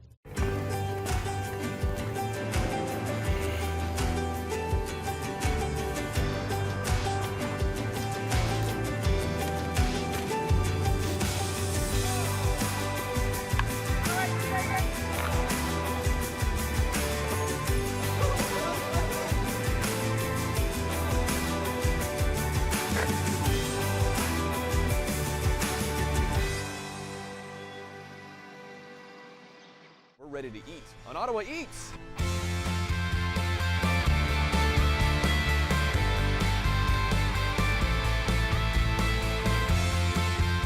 Make sure you check it out on Rogers TV.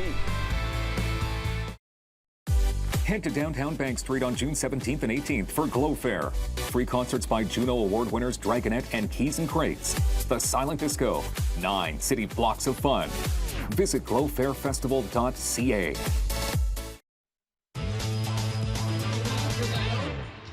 Welcome back to Mont-Bleu as the Ottawa Outlaws lead at the half, 19-14 over the Montreal Royal. Standing by now with Montreal assistant coach Jean-Lévis Champagne. Jean-Lévis down 5 going into the second half. What did you see in the first half? Lots of patience from the Outlaws offense. We didn't get a break from them yet, so we're going to work hard to get a D on them. Put much pressure on the reset. The handler movement, the cutters going down from the stack, getting the reset, the easy reset. We want to take that away for now. Your cutter's playing very well, both Kevins, Quinlan and Grew. Just a word maybe on how they were able to really get their way a little bit in that first half, and how they could continue to do that in the second. Yeah, Kevin Grew was out for the first half of the season, so they didn't play together. But now they just seems to find each other on the field very well. We're very happy about that duo for sure, the double cake, we call it. Any adjustments now to make in the second half as you go this last 24 minutes? Yeah, like I said, we're going to take off the reset. We're going to try to take off the reset, put more pressure on their O-line. We need to get a break. We didn't get a break yet, so that's the key, getting the D. Jean-Lévis, thank you very much, and good luck in the second half. Thank you, Steve. The Ottawa's up 19-14, and just a quick shout-out. Earlier today was the RSEQ regional finals here. Congratulations to Nouvelle Frontière, winning both the juvenile and the Benjamin divisions over Philemon Wright by a score of 13-3 in the juvenile, and over Sims Junior High in the Benjamin. A great afternoon of ultimate, capped by a great match here between Ottawa and Montreal. And now back to Richard and Steve for the second half. All right, Steve, thank you very much. And we mentioned the player of the game, the player to watch for Ottawa, Derek Alexander. He's been great, the franchise, but he's yet to score. Yeah, but that's the unsung hero of a handler. So you're kind of like a point guard in that you may not make that one pass that leads to the direct score and get the assist in basketball, as an example, or you may not take the shot, but you're the guy that runs it up the field. Right. You're the guy that keeps it alive. You're the guy that runs the offense, and that's exactly what Derek does. So part of being the franchise is taking care of the admin or the paperwork in the backfield, and he's done that, and that's what allows the wide open looks that we've seen. I think Jean-Lévis Champagne said it best. We haven't got a break against them yet, and that's a huge thing. If you're a defensive line, you've got to get some breaks in order to win the game, because if you're O-line, you put that pressure on the O-line saying, hey, no pressure, but if you get scored on, we're going to lose tonight. So they need to get some breaks in order to get back into the game, and they need it from a cast of characters that have been playing very hard, but they need to just step it up a little bit more, or maybe try to find different ways to fustigate the O-line of the Ottawa Outlaws. And Alexander may not score points, but he's certainly recognized for his play on the field. Last season, he was a second-team All-Star and an East Division All-Star for Ottawa in the AUDL. And Yola Cabot was also an All-Star for Montreal. So you can see his worth in this league. That's right. So on the Alexander side, the best way to look at it is how often they involve him in the play. He has over 400 touches this year with only one drop. And on the other side of Montreal, we look for Cabot to have a better second half, because he's a guy that scores goals. I mean, he scores goals. He's got a great nose for the net and for the end zone, and we'll look to see if he can get started in this game. Second half underway. Great pull there by Kevin Grew of Montreal. And Ottawa looking to extend their lead. Way to number 20, Paul Renaud. To Loiseau. And a foul on the play, so Loiseau will march 10 yards up the field.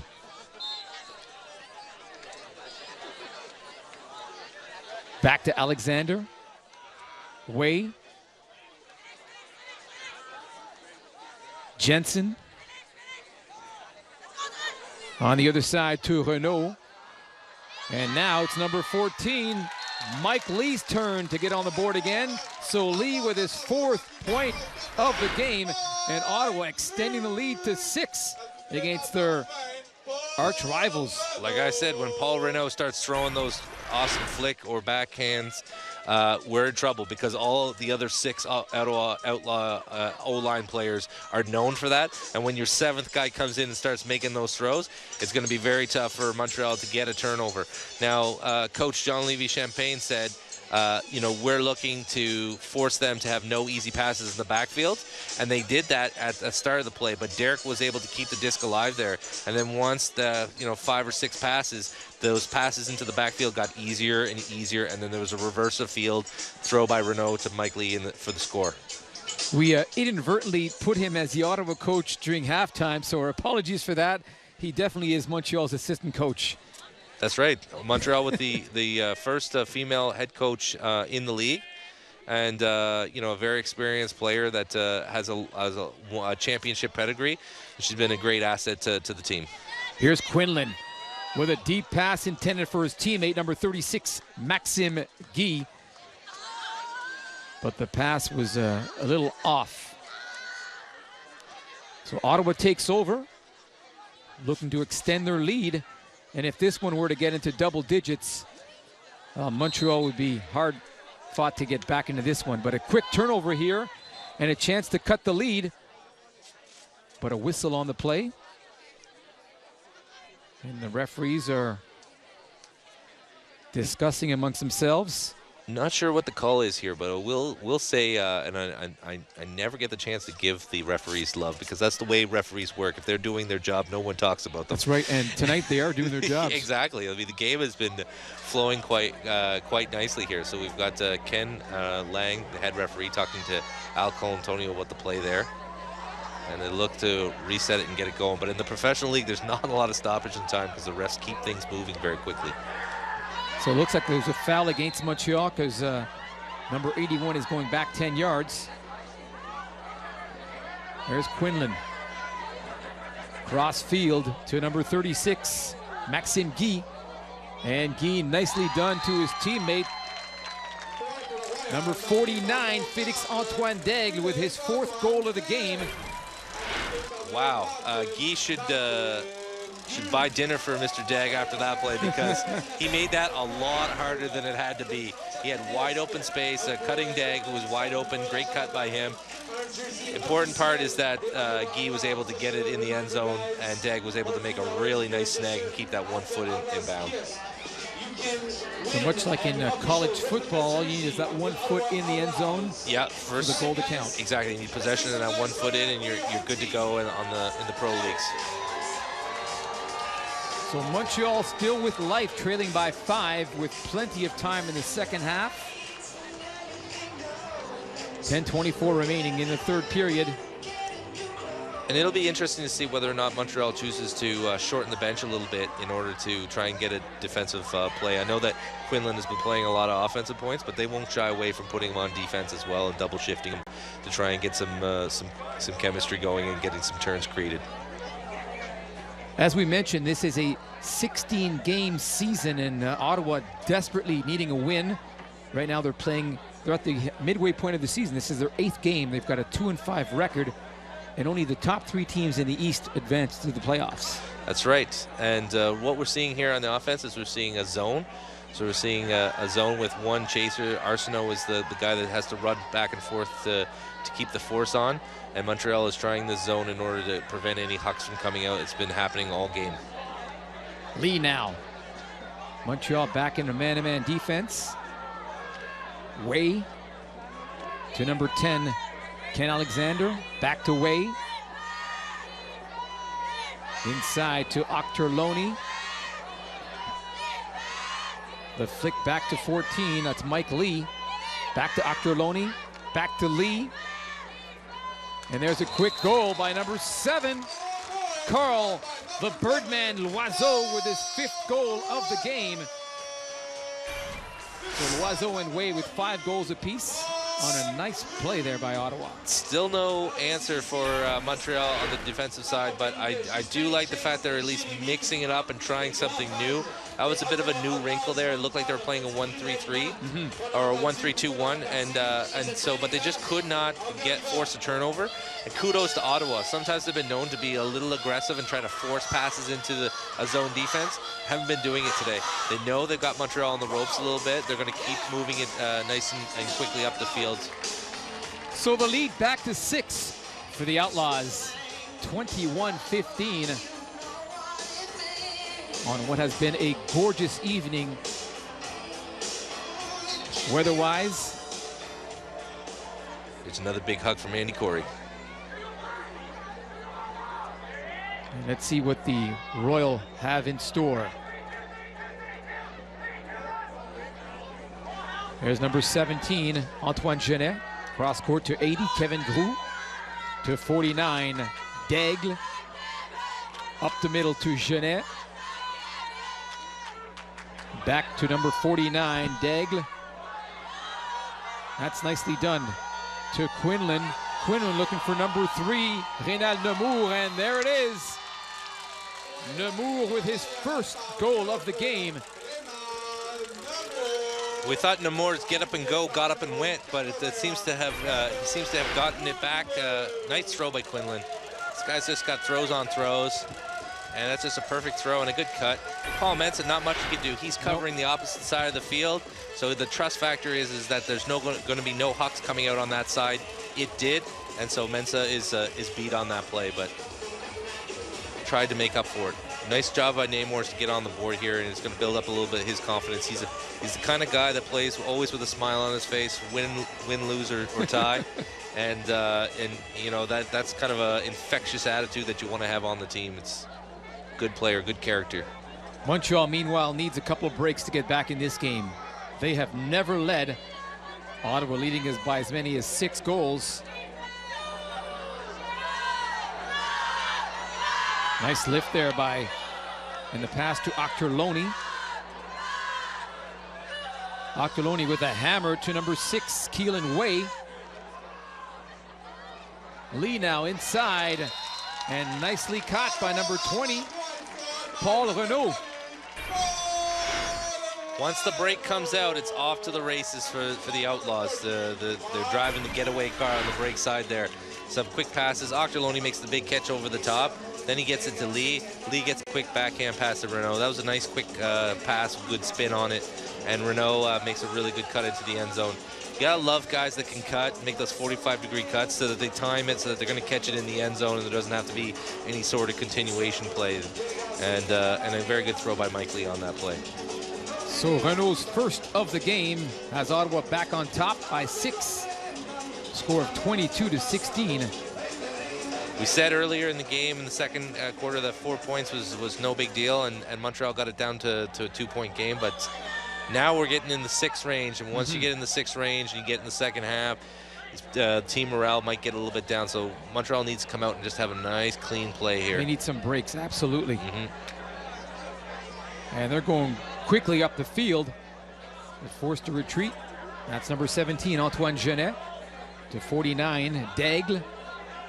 Up the middle to 36, Maxime Guy. Nemours, who had the last point.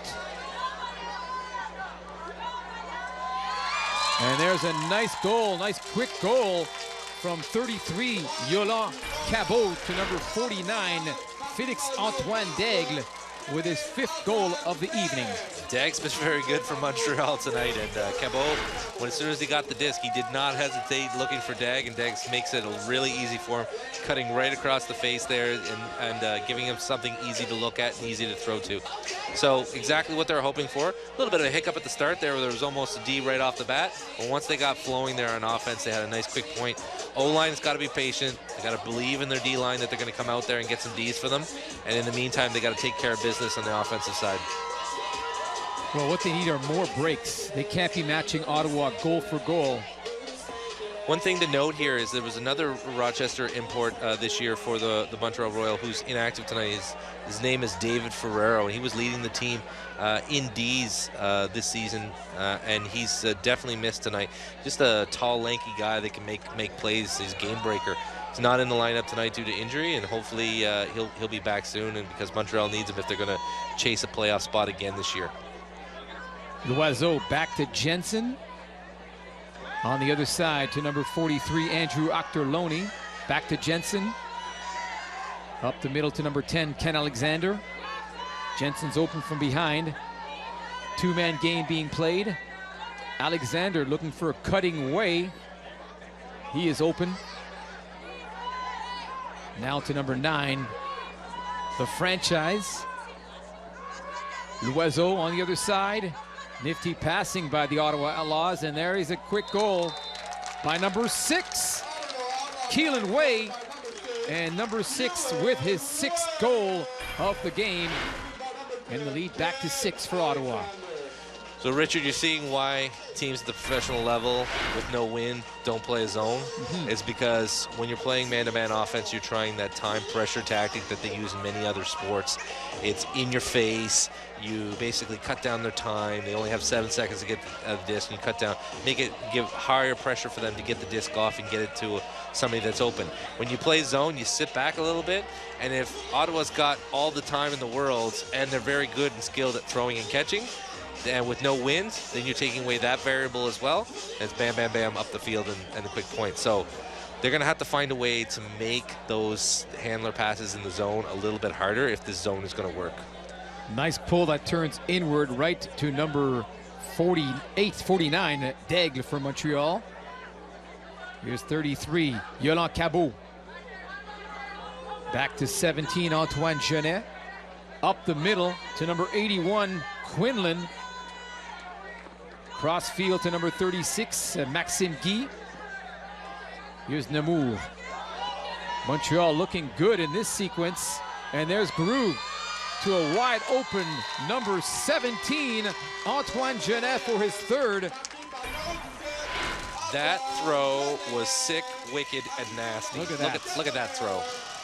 After that throw, Nick Boucher, who was marking Groux on that play, walked over, shook his hand, tapped him on the back, and said, "You can have that. Good for you. I enjoyed watching it." Because, you know, that what are you going to do? You can't stop that. You know, you can try and take that away, get your hands up, and then he's going to break you underneath. So, you know, Boucher's got to let him throw that, and he's got to hope that there's going to be a turnover. But just wonderful play by Montreal up there. You wish, and you look at that and you say, why can't he do that all the time? It's because it's very hard to pull that off. Montreal needs a break to cut into the Ottawa lead. They trail by 5 with 6:40 remaining in the third period. Alexander. Back to Jensen. Back to Alexander. Here's Loiseau on the side. Ottawa with all kinds of openings. Alexander back to his brother. Jensen. The Outlaws very, very patient on offense. Here's number 20, Renaud. And look at that pass from Renaud to number 14, Mike Lee. Lee now with 5 goals. You can just see the confidence of Paul Renaud just going up and up in the game. He got that big huck off in the first half. Then he throws a flick huck, and now he's just looking for it. And with the zone, he's got no mark on him, right? So they're sitting back on that, and it's just a really good throw. Mike Lee with another great cut as well. I mean, that throw was tight, and Mike made the perfect cut in order to come down with it. But we noticed there, it's really hard to put a zone on when you got someone like Derek Alexander that's the safety valve for the team.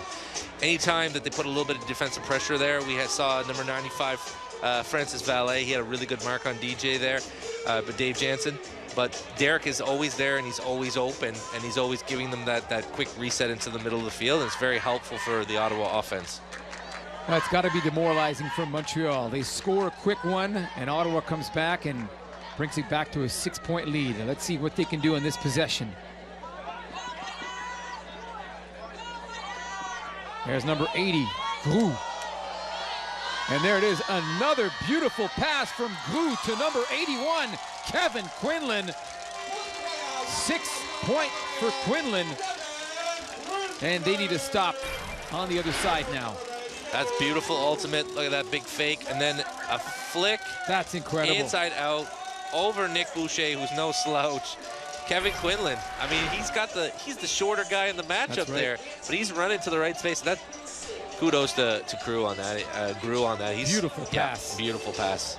And so they're doing their job. The O-line is holding court here. They're holding C. They're giving a chance for the D-line to come up with something. And there's still lots of time left in the game here. We're still in the third quarter. We got about 6 minutes, a little under 6 minutes to play. We've got an entire fourth quarter to go. So let's see what Montreal can throw, what different wrinkles they can throw on the defensive side, and let's see if Ottawa can continue this pace of play on the offensive side, continuing to score very high. It's interesting to note, Ottawa came into this game with a surprisingly low conversion rate for the O-line, only about, during the season, only about 50%. And when they play Montreal, it's a lot higher because Montreal just doesn't have the matchups in order to stop the key players in the Ottawa Outlaws. Mike Lee back to Octorloni. Octorloni back to Lee on the left side of the field. The fake. Way now.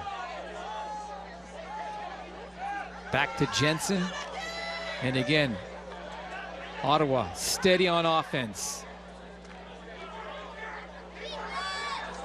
And there is the pass. And there is the goal by number 20, I believe.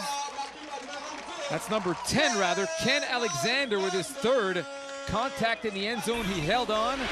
And Ottawa back up by 6. Well, Ken's bread and butter has always been he's very, very good in the air. He has a big flick puck as well, but that was just a good play. He gets a congratulatory shake from his defender there. Andre Arsenault actually played defense as well as you possibly could there. That was a break pass to the wrong side of the field. In Arsenault's world, he's supposed to cover the other side. He managed to close the gap there and try to make a play on it. It wasn't worth running right through Ken on that play, and Ken was able to box him out and make the grab there. So very good play for Ottawa. They continue to play really, really strongly on the offensive side of the disc. So let's see if Montreal can match. They almost have to match it point for point. Not getting any breaks in the third period. And the pull coming back in the air, and there it lands at the 40-yard line. And it nearly picked off there by Ottawa. Caught by number 49, Daigle. Crossfield to number 3, Nemours. To Grew near our angle.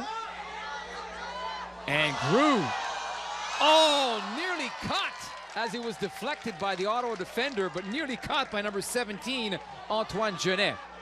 Nice effort by Genet on that play. Almost came up with it. And Montreal needed that turnover, because one more goal by Ottawa would have probably sealed the deal. And there is the goal by number 81, Kevin Quinlan, with his 7th goal of the evening. Excellent work out to space. They managed to continue. The O-line got the disc back and scored the points. They're going to go back to the sideline and tell the D-line how it's done here. They said, oh, yeah. Kevin Grew has just been, he is not afraid to put it up right now. He's not. Doesn't matter the matchup, doesn't matter the angle. He's got to throw for it. So, definitely if you're Ottawa here, you want to basically match that point with a point of your own. You want to do it as quickly and efficiently as possible, and they've done it all night, and they need to keep doing what they've been doing. They've been doing an excellent job playing offense tonight. Wonderful treat for the fans. And the AUDL website, whoever the man responsible for critiquing the teams and listing them in the top 26, had this to say about Montreal's attack. The aggressiveness of the Royals' attack is their biggest strength and their biggest weakness. Yeah, absolutely, because if you're playing against a team that has absolute game breakers on the defensive side, like the Toronto Rush, that's that's basically a recipe for some self-destruction there if they're sitting back waiting for those big throws. But against Ottawa, it seems like it's a good solution for Montreal. If they can't beat them underneath, they're going to use Grew's amazing throws, and they're going to use Quinlan's ability to get in the end zone and catch. Derek Alexander to Jensen, cross court to Loiseau. Ottawa really taking their time on offense, almost burning out Montreal. And there is Alexander with his first point of the game. Nicely done there by Ottawa. And the franchise getting on the board. He's got many assists, but his first goal of the game. It's the speed and quickness. It's amazing. It's yes, he has some straightaway speed like most people, but like a Dave Jansen, Derek has that quickness and the agility to break open away from people, whether it's up the field or just even in a short, tight space. And that's really what makes him dangerous. It's very hard to play him. Do I try and take the deep? Do I try to go in on him? And really what you're trying to do is you say, I'm going to give him something. So I'm going to try and give him the thing that will cause the least amount of damage on it, and hope that someone else has to make a big throw. Not on that play. Derek managed to break away and catch it in the end zone. A very nice throw by the Outlaws as well. Well, I've talked about Montreal's Achilles heel for Ottawa. It may be the fact that they've yet to hold an opponent to 20 or fewer goals in a game, and right now they've got Montreal at 20. And that's why it's exciting, and that's why you're seeing a lot of young players playing on the defensive side here. Boucher, McGregor, and you've got Arsenault as well. these people are getting a chance to play because they've tried the veterans who are excellent ultimate players. But at the professional level, Ottawa has a problem. They don't make the other team turn the disc over enough. And a nice pass by number 86. Quinlan with his 8th goal of the game. Well, Quinlan and the Royal are keeping all the large number of Royal fans that have made the trek over here to watch their team play. They're keeping them excited in the game because there's been some very good offensive plays here. And Quinlan's been, he's been just filling up the stat sheet again. Has he ever? And it's no surprise. I mean, his numbers are gaudy in the first 10 games of the season for the Royal, and you can see why. He's just not a particularly flashy player, just efficient, knows where to go, knows what to do, plays with a lot of confidence as well. But getting back to the Outlaws, you know, when they give up a lot of points, I think they play a fast game, and that's pretty good. Here we look at the team leaders for the Royal. Quinlan with 21, Jeunesse with 30 assists, and defensive turnovers created. Dag, not only does he score a lot for his team, but he has 14 defensive turnovers in 10 games. Incredible. Back to the action in Ottawa. And there's that break Montreal needed. Nice deflection there by number 12, Philippe Tivierge. Can Montreal make them pay? Here's number 20. Two-man game being played. Number 22, Christian Mathieu. And a goal there by number 20, who emphatically throws the disc on the field. Nicolas Brochu with his first of the game. And the gap now cut to 4. I think the disc spike had nothing to do with scoring on Derek, which is always a thrill. I don't think you want to wake up the bear there. No. I think it had more to do with the fact that they've been trying so hard to score a point and force that break, and they finally did. So we were looking at a 6 or 7 point game back and forth, and then all of a sudden they get that one break, and it makes it a little bit close. They got to dial it in. Champagne is making a lot of, he's playing the chess pieces right now. He's got a lot of guys in. And I think if you're Champagne, you're going to look to try and play Tivierge a little bit more, because he's the guy that made the play there. He stepped in and he made a really good defensive play. And you want to put more guys like that on the field. It's really tough. You know, there's some players that their bread and butter is playing the system, right? They do what they're supposed to do, and that's not necessarily flashy. There's other guys that they have a job to do. They're a game breaker. They know they're a game breaker, and if they're not forcing turnovers, they're not going to see the field. So they play a different style of game and play a little bit more aggressive. Kevin Gou lofts it high on the pull, and Ottawa nearly losing it on that last throw, but a good catch there by Jensen. Alexander. And a catch to a sliding number 12, Matt Hogel. Back to Lee. Ottawa playing aggressively, and Lee overthrows it to number 22, Alec Arsenault. So Montreal now with a chance to cut into the Ottawa lead. Under 2 remaining in the third period.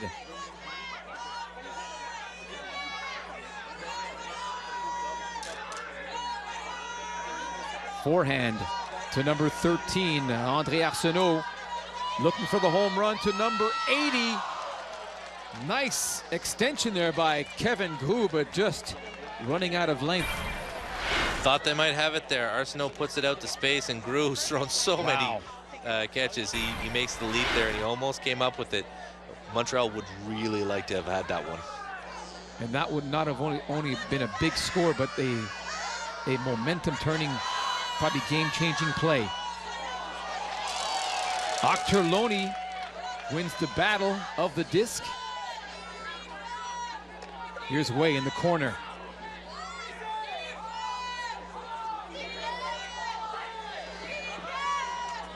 Inside Octerloni, and there's a quick goal by number 14, Mike Lee, with his 6th goal of the game.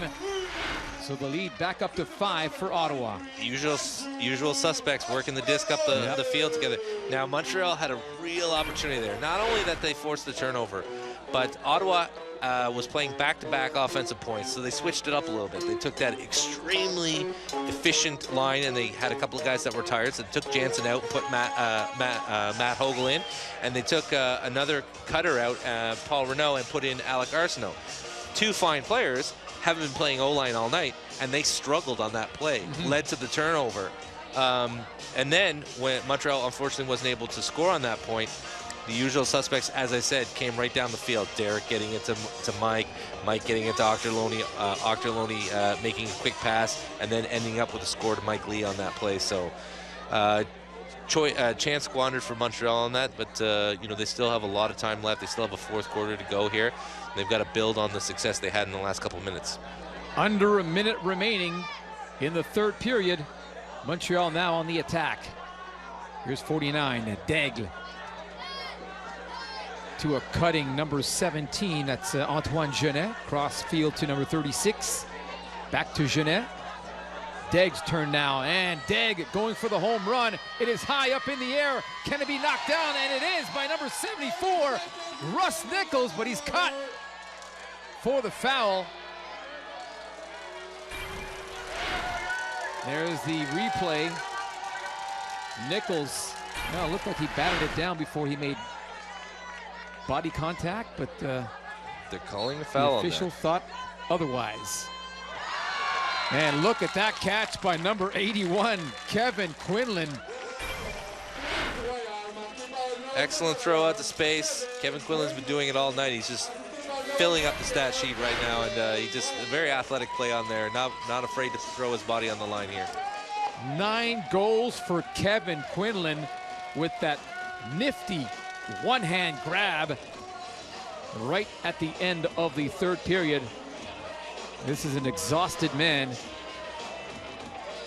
who has had nearly half of Montreal's points tonight.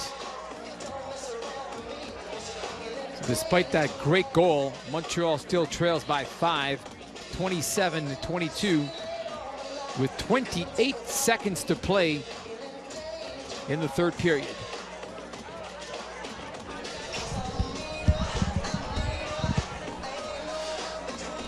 So only 28 seconds to play, as you said, and it looks like there was some sort of violation which allows the Royal to throw the pull from a lot closer. So probably an offside on the or some sort of post-score theatrics on that. I missed it, and I'm not sure what the call was, but definitely advantage Royal on the pull here.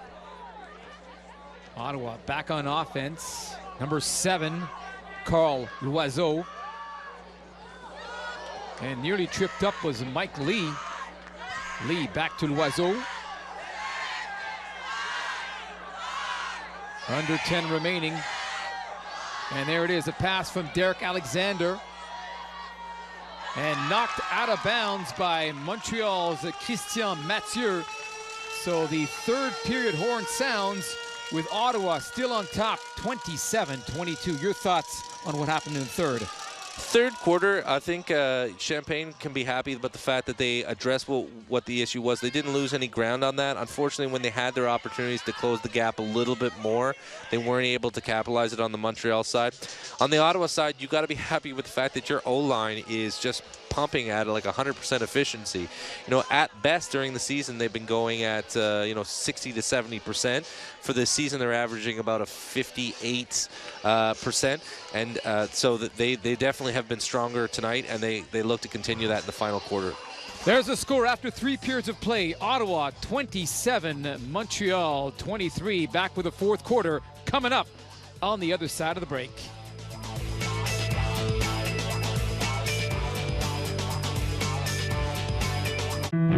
Look how far we've come. It's a family united. The Russians have made contact. They are very dangerous people. So are we. For them, family is a weakness. For me, it's my strength. We should never have got into this, Tom. Call 1-888-ROGERS-1 to order.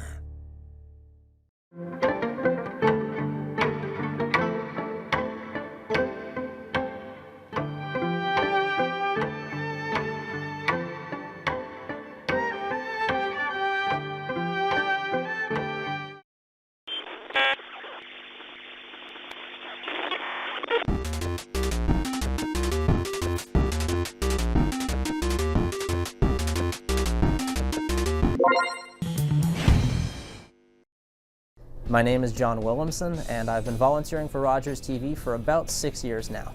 One of my favorite experiences with Rogers TV is being able to work on some live Ottawa 67s broadcast, whether it's play-by-play or hosting. Every time I go out, there's just a great crew of people to work with, and it's a really great experience for me. I'd absolutely recommend volunteering for Rogers TV for anybody, whether you want to get into the industry or not. It's just a lot of fun every time you get to go out, and you really get to meet some great people and really be happy with the work that you're doing. I used to imagine I was going to be a lawyer or a race car driver. I was going to have a really big family, and every year we would go on a trip. I'd have this nice house where I'd live with all my cats. And I'd have all the same friends. When I was a kid, I used to dream I'd do so much. I couldn't wait to grow up. Support the Youth Services Bureau of Ottawa today. Head to downtown Bank Street on June 17th and 18th for Glow Fair. Free concerts by Juno Award winners Dragonette and Keys and Crates. The Silent Disco. 9 city blocks of fun. Visit glowfairfestival.ca. Your relationship with money. How to take the pain out of online dating. How to make friends as an adult. Learn about these topics on Ottawa Experts. I'm Barbara Balfour. Join me for Ottawa Experts Tuesdays at 8 p.m. on Rogers TV.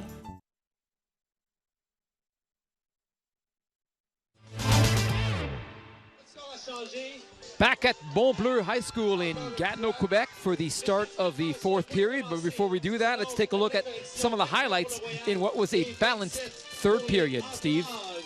Yeah, it was an excellent third period for both teams. I know that Montreal wanted to have close the gap a little bit more, but they didn't. Both teams did not stop the flicks into the end zone, the backhand hucks in the end zone.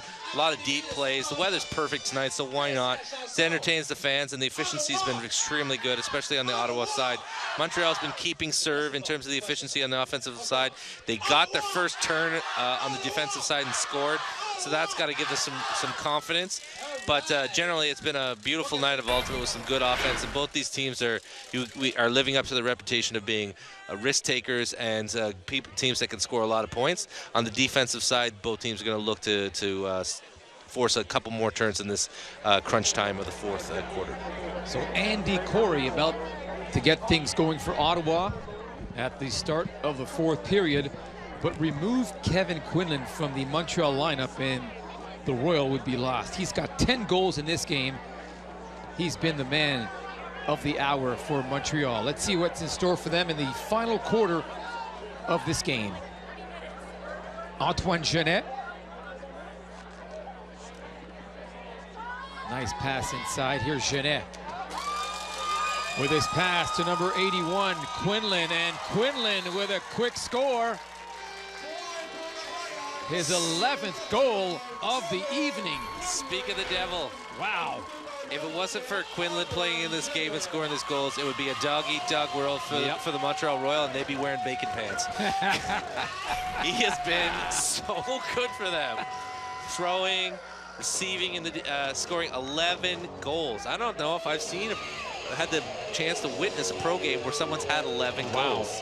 So, I mean, and his team's not even winning, right? So yeah, and they've tried different matchups. It's not, John Haig has been, I would say he's had an excellent game on the matchup side. He's taken Yola and Cabot completely out of the game. That's a guy who's played for Canada internationally, and so, but taking away Cabot has opened up Grew and has really allowed Quinlan to just do what he does, and that's fill up the stat sheet.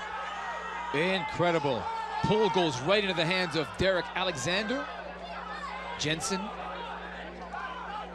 Cross field to number 14, Mike Lee.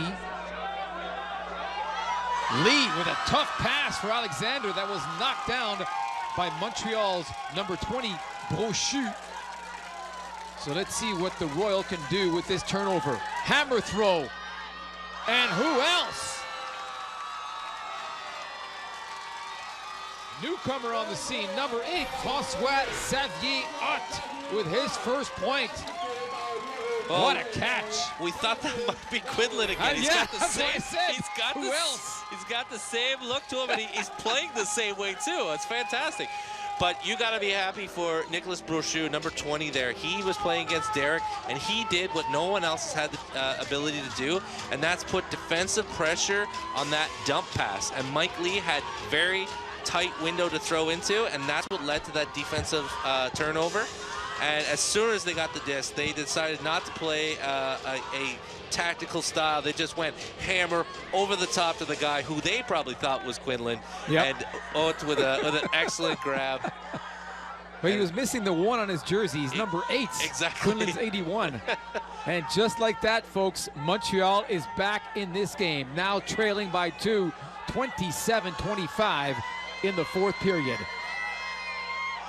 What a catch! And coming down hard is number 20 for Ottawa, Paul Renaud. Is he okay? He hasn't moved. And now shaking. Oh boy. Yeah, this does not look good. This is definitely scary here, folks. This does not look good. He went up high, made the catch, and came down hard, and now he is shaking uncontrollably. And silence has permeated at Mont-Bleu High School. It's a very scary situation here, and and I believe they're calling the ambulance. Wow.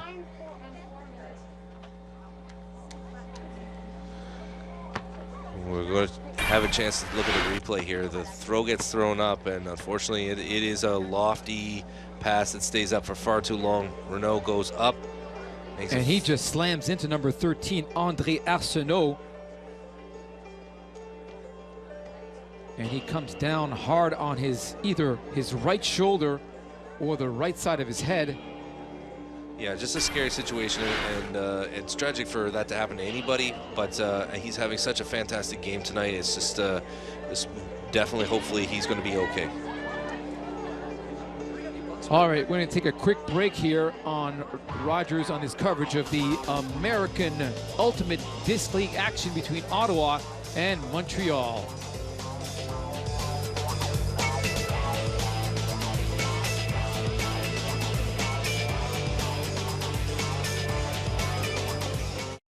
Hi, I'm Mark Sutcliffe. Join me for Talk Ottawa on Rogers TV. We talk about the topics that matter to you, the issues that are developing right here in your community. We speak directly to the newsmakers and the experts. Talk Ottawa on Rogers TV. TV is about to become more captivating. Movies more real. The bottom of the ninth more powerful. And overtime more intense. Introducing Rogers 4K TV. Get closer to the action with 4 times the resolution of HD. Experience what's next. My grandfather was actually a police officer with the Ottawa Police. It was always what I wanted to do in life. I never wanted to sit just in a desk and do the same 9-to-5 sort of job.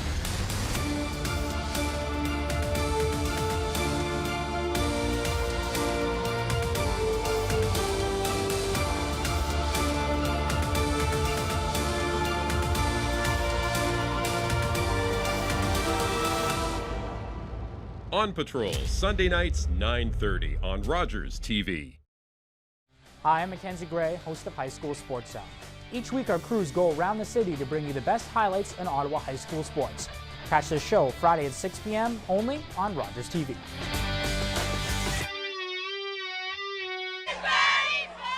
And back to the action now. Mike Lee with the disc in his hand. The release to number 9, that's Derek Alexander. To number 6, Way. Back in Way's hands. The pass to number 9, Derek Alexander. And there is the goal by number 8, David Jensen. And Jensen getting on board for the first time in this game. Savvy veteran who's doing a lot of paperwork in the backfield for the Ottawa Outlaws, and finally he gets a chance to get some screen time here. So just an excellent play by Dave Jansen, and getting congratulations for his team. So he hasn't played as much. He played professionally for the Outlaws last year. Just been such a strong national player for a long time. Played on the Powerhouse Goats team, the club team for years out of Toronto for, I don't know, 15, maybe 20 years. Just such a strong player. And but he loves playing professional ultimate in Ottawa with his hometown team. And when he's called upon, he's extremely valuable. So he's stepping in for Kinley G. He's kind of the future of the team, and lending a very valuable asset to the Outlaws. And there is the pull by Ottawa. Montreal starting deep in their zone. There's Namur.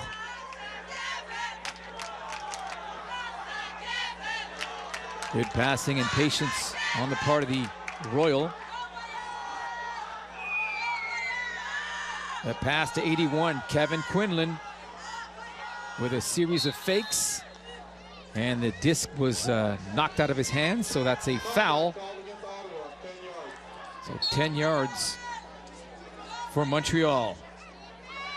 Now to 17, Antoine Genet. Genet with the home run pass to who else? Number 81, oh! Bobbles it, comes down hard, unable to control it. And he looks like he's hurt as well. Hurt his chest on the layout there. May have knocked the wind out of him. Raising his right arm. I'm honestly shocked he didn't come out with that. I've just seen so much greatness from him today. He's getting it off immediately. Yeah, he looks like there might be something, an injury to the chest region there. Let's see the replay. Ooh.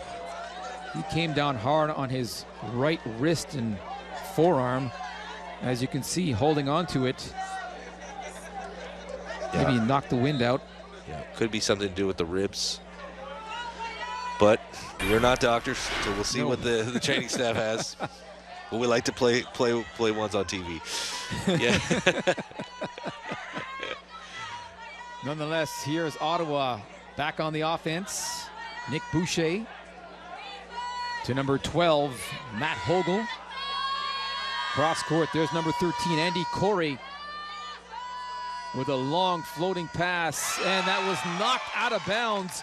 The trajectory of that pass looked like it was coming back in field, but knocked down at the last second by number 33, Yolande Cabot. Excellent play by Yolande Cabot, just showing his range. Not only is an offensive player, but when he's counted on to play defense, he can chase down the offensive player and make the D.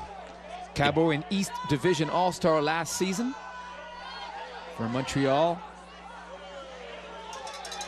Had the kind of season that Quinlan is having this year. Just filling up the stat sheets. Wonderfully talented, very few turnovers.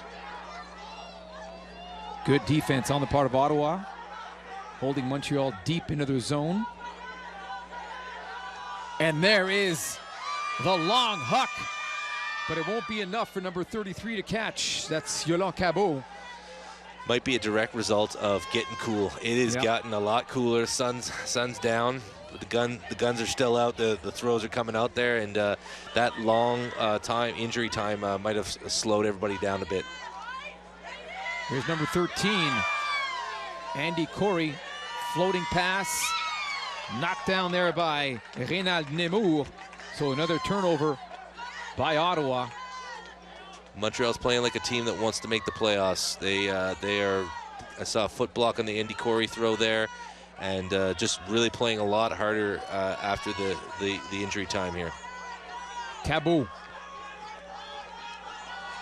Back to number 49, Daigle. To number 17, Genet. Genet double teamed. Gets it back to Cabot. To his teammate, number 80, Daigle. Make that Grou. My mistake, Grou. And a timeout called on the field with 7:22 remaining. Ottawa leading 28-25. That's the right play. They were going nowhere fast. They were losing yards on that play, and they looked ugly, and it was a smart play to call at the time. So they're going to get to put whoever they want there. If they want to put some fresh bodies on in order to get the play. How much you want to bet Grou will be on the field? Or Quinlan, who subbed off before. They might have a chance to get him back on the field here. Yeah, Quinlan's back on the field. That's strategery right there. Strategic. Yeah. At a key moment in this game. It's great to, and here we see the team leaders for the Outlaws going into this game. Carl Loiseau had 23 goals, assists 29 for Keelan Way, and Nick Boucher had 10 defensive turnovers. So back to the action, and Montreal with the disc in hand. There's Quinlan making his presence felt right away. The flick to number 80. Gru comes down with it. Good defense on the part of Ottawa. All kinds of cuts by the Montreal players. And there is Quinlan again. Back to number 21, Monfette. To 49, Daigle. Gru's turn now. Gru with the pass, upfield, but not enough speed by number 33, Yolande Cabot, to get to it on time. Always a disheartening feeling when you find yourself trying to chase down a disc that you're not going to be able to go. It feels like you're molasses going up a hill on February. It's just Ottawa now back on the offense. Number 21, Colin Froats.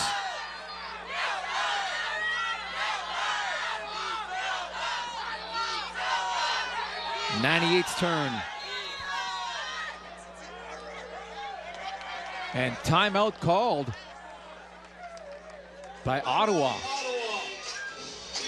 So much like Montreal a sequence ago, they were going nowhere fast, so good time to call a timeout. 6:05 remaining in the fourth period, and a 28-25 Ottawa lead. Montreal used their timeout there, and they had the right idea. They got the right guys on the field, but they weren't able to punch it in. Unfortunately, that big huck into the end zone was not caught. And I've noticed that we've had a couple of missed hucks, which we didn't see a lot of in the first three quarters. People are getting tired. You know, they're running out. They've been trying to impress all these fans out here in the stands. So Ottawa was pretty smart here. They did get the turnover. They know it's an important point. It's either a 2-point game after this point, or we're looking at a 4-point game. 4-point game. So this is a crucial point. The timeout call also to bring on some fresh legs on the field. Yeah. When we look at emerging stars, that's been a narrative that's going here. Alec Arsenault in 6 Ds in the last 2 games. The team leader only has 10 the whole season. So Alex didn't get any play time going into here. Now he's doing well. Jordan McGregor, 8 Ds in 6 games. I mean, we almost had a free Jordan hashtag going on. He's playing a lot more now. Kinley G away with Team Canada requirements, commitments this weekend. Second most touches on the team. Very low turnover rate. I love to see that as a former handler. Outstanding. Octorloni with a pass to Alexander. There's Jensen. Jensen up the field to Loiseau. Near midfield to number 10 now, Ken Alexander. The 14, Mike Lee. Ottawa moving the disc up the field nicely. Here's number 6, Way.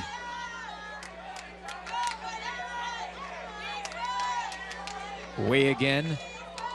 Oh, beautiful pass to a cutting David Jensen. Jensen scoring for the second time tonight, but what a pass.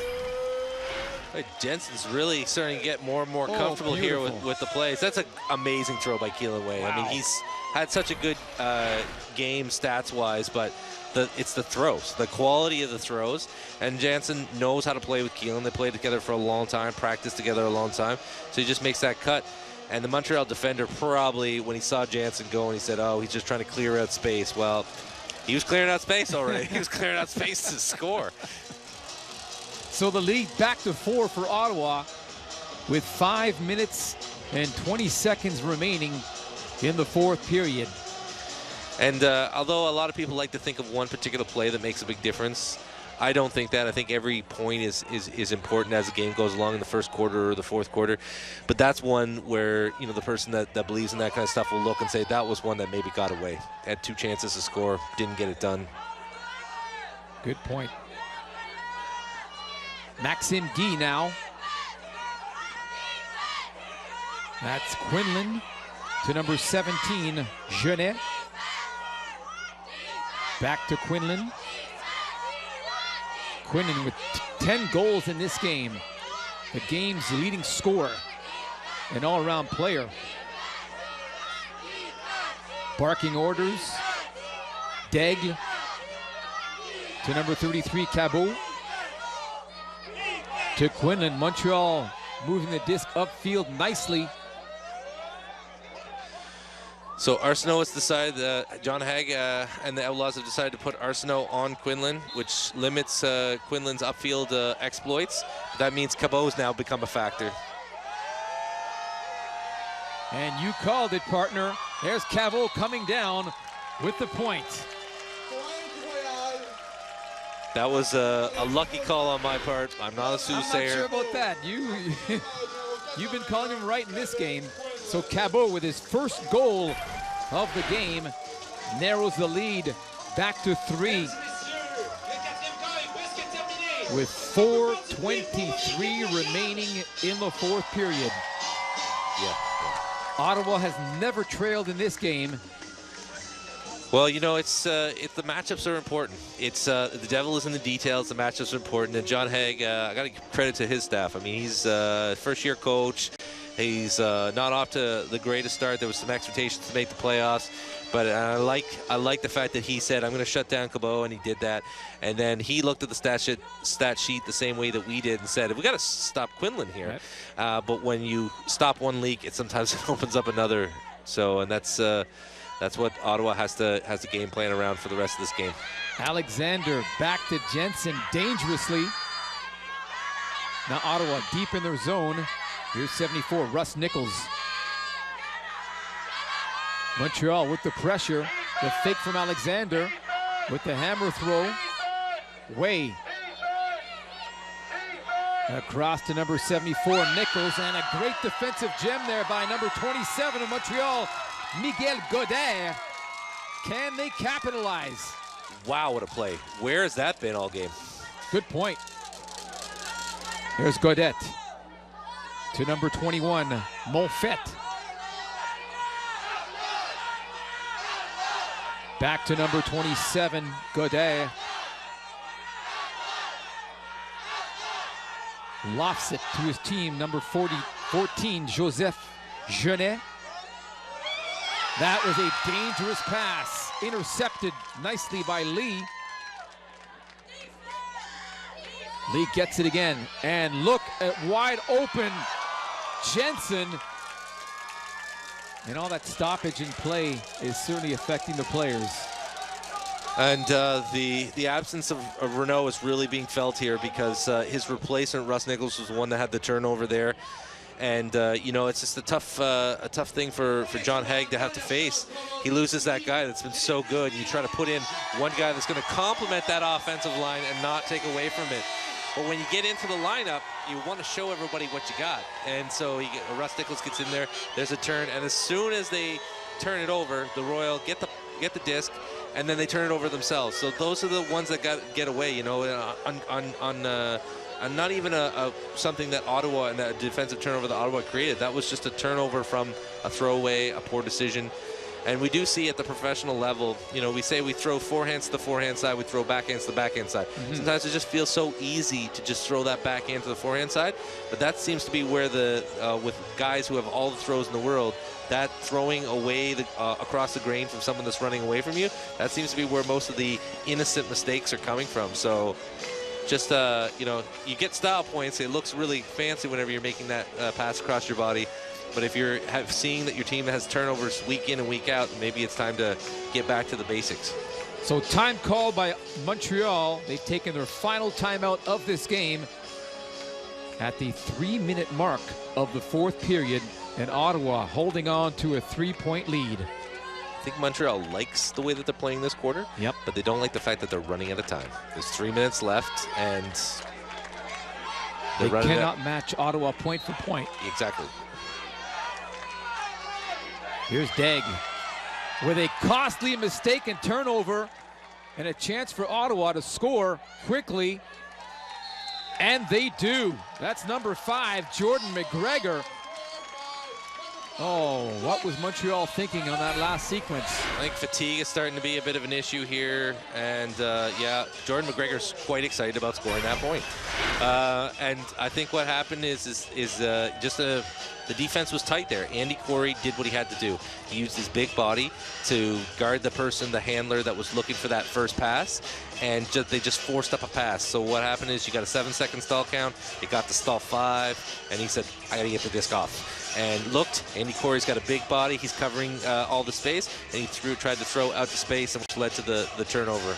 Really unfortunate because they needed that point. They certainly did. Time may be a factor now. 2:47 remaining in the fourth, and Ottawa up by 4. Here's the pull by the Outlaws. And nicely done, too. Genet to start things off. With the fake, back to his teammate, number 49, Daigle, to Cabot. Cabot right up the middle to number 3, Nemours, to Groux. Groux with the fake. To who else? Well, number 8, Hutt. Daigle now.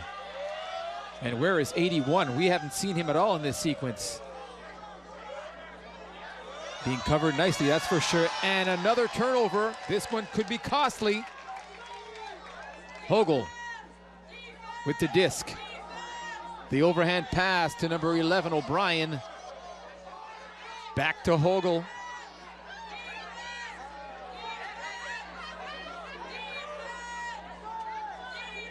That's number 22, Arsenault. Going back deep to number 98.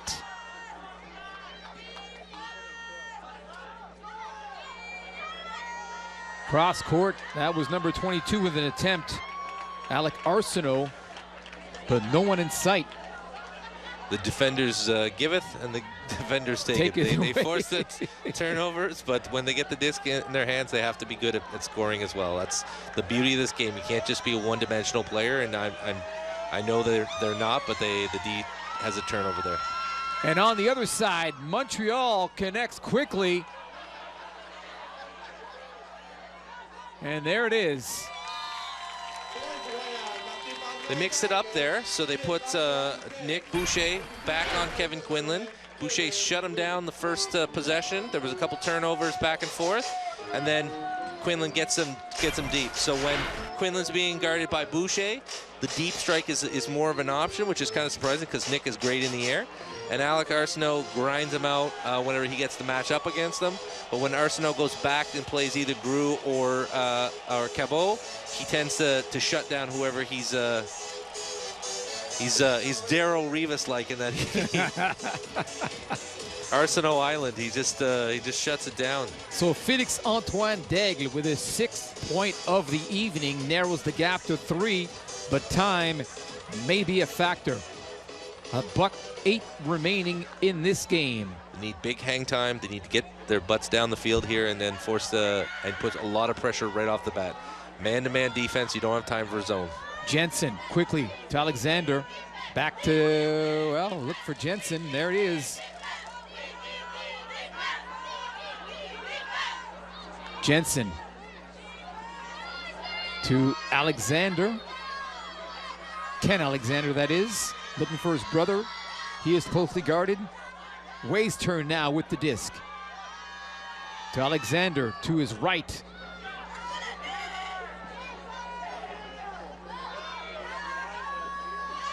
And Ottawa eating up a lot of clock on that sequence. Only 31 seconds remaining. And a quick turnover. Let's see what Montreal can do. Hutt in the end zone, looking for his teammate. Just a little too high. The pass intended for number 22, Christian Mathieu. So but that looks like it'll do it, folks. Gabriel Monfette, he's had the task of trying to guard Derek. Unfortunately, there's been a couple of times where he's really put a lot of pressure on, but it hasn't worked for his team in terms of converting and scoring in the end zone. 10 seconds remaining. And Ottawa, folks, will win their 3rd game of the season and their 2nd over their arch rivals from Montreal, winning this one by a score of 30-27. Great game by the Outlaws for their fans and also for the visiting Montreal Royal. Well, we got to give a lot of respect to Montreal. Came and played an excellent game in front of all these fans. Kevin Quinlan with an amazing game, one to remember. Both you and I are so impressed with the way he played. But the player of the game tonight is Keelan Way. He's on the winning team, and he was a huge factor, especially on the offensive side. Great throws, great grabs, and very few turnovers. Well deserving of the MVP award. And a great win for Ottawa in a game that was marred by an unfortunate incident in the early stages of the 4th period when Paul Renault went down hard. He was carried off the field by ambulance. We hope he's all right, but I'm sure his teammates are thinking of him. This win will probably be dedicated to him. But a great game by the Ottawa Outlaws, who win their 3rd of the season at the midway point of their season. Their record now 3 wins and 5 losses. And it's important to note, I'm sure Ottawa would like us to mention this, Montreal not so much, that the win streak for Ottawa in professional ultimate is 5-5-0. They have never lost to Montreal. And this is a team that made the playoffs last year. So Montreal says, look, we need to get out the schneid in this next game. They got another game against one another later on in the schedule, and they say, we cannot lose to Ottawa when we play them in Montreal. We need that win, because that'll be the absolute deciding maker whether or not they have a chance to make the playoffs or not. Ottawa, they get the 3rd win, and all of a sudden they've got some game in hand. So they've got to make some hay when the sun is shining here. They've got a lot of games coming up, and they got to win. And both teams showing their appreciation to this vociferous crowd on hand at Mont-Bleu High School. Great game for them. So guys, stick around. If you guys want to win, it's been a great game and a lot closer than the last game. Went either way, and that's exciting ultimate whenever you have when you have 2 teams that could swing either way. And I think Montreal has to feel a little bit better because Jean-Lévis Champagne said it best at the half. They needed breaks, and they finally went out and got some breaks and closed the game a little bit. So the next time that they play in Montreal, there can be no excuses. There's got to be a win for the Royale, and Ottawa's got to feel good about this win, and it's a good step. Win last Sunday against the DC Breeze is a team they're chasing. Win against Montreal, another team they're chasing. Now they got to go after teams like the Philadelphia Phoenix and teams like the New York Empire, which are winnable games, and they're on the schedule. They can do it. They need to bear down and make sure that they get their best players back from Team Canada commitments. All right, thank you very much. We are ready to go down to the field with Steve and tonight's player of the game, Keelan Way, with 6 goals. Steve? Thank you very much, Richard. And yes, standing by with our player of the game, Keelan Way. Keelan, right off the top, obviously the serious situation with Paul Renault in the 4th quarter. Obviously, our best wishes are going out to him as this evening. What did you see from your vantage point? Were you on the field or were you on the bench? Yeah, I was on the field. It was a great catch and then just a tough fall. I mean, we knew we had to just bury that and come out with emotion and finish the game hard because this is still pro sports. So, yeah. Absolutely, and you certainly had a great first half offensively. Certainly, yourself and Carlo Alzo, the deep game was working very well. They made a few adjustments in the second half, but your offense was still able to move. Just a thought offensively on your performance with 30 points tonight. I thought we were able to move the disc at will against these guys. Our cutting was great upfield. Our handlers were able to keep us alive when we stalled a little bit. So, I mean, that's what it's all about. Just working hard, running, making sure you catch the frisbee, and making plays. So. It makes it sound very easy, but this is 6 wins now against the Montreal Royal. Almost a bit of an oddity. What is it about this matchup that you've had so much success with? I mean, there's something about Montreal that brings out the best in our game. Definitely my game too. I love playing against them. They're a great bunch of guys, but it brings out the best in us, and we love playing them. But we have the best of them. So. And the best came out tonight. Congratulations, Keelan, on the win. Thanks a lot, man. 30-27, the Ottawa Outlaws defeat for the 6th straight time the Montreal Royal. And won't you stay with us next Sunday back at Carleton University as the Ottawa Outlaws face the Philadelphia Phoenix at 2 p.m. live on Rogers. And now on behalf of Richard Provencher, Steve Traynor, and our entire Rogers crew, I'm Steve Stringer. Thank you for watching the AUDL, and we'll see you next time here on Rogers TV.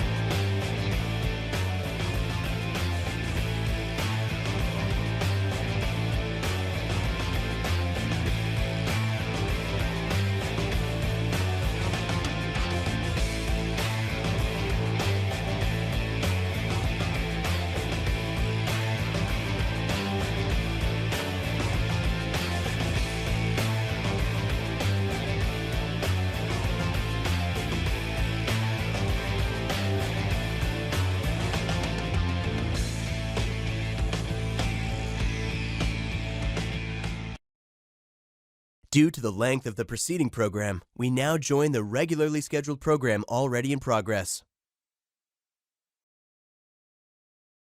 The kids are using the numbers in the Irish language. They ask permission to go to the washroom in the Irish language. So when they come through a program like this, they're going to have a complete understanding of what Ireland and the Irish culture really mean.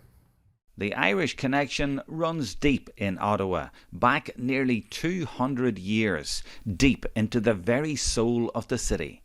All over around the city you see the evidence that the Irish were here and what they did. The canal, Corkstown Bridge, you know, they estimate that 1,000 Irish died in digging the canal, which is a feat in its own. It's on the World Heritage, it's one of the World Heritage sites.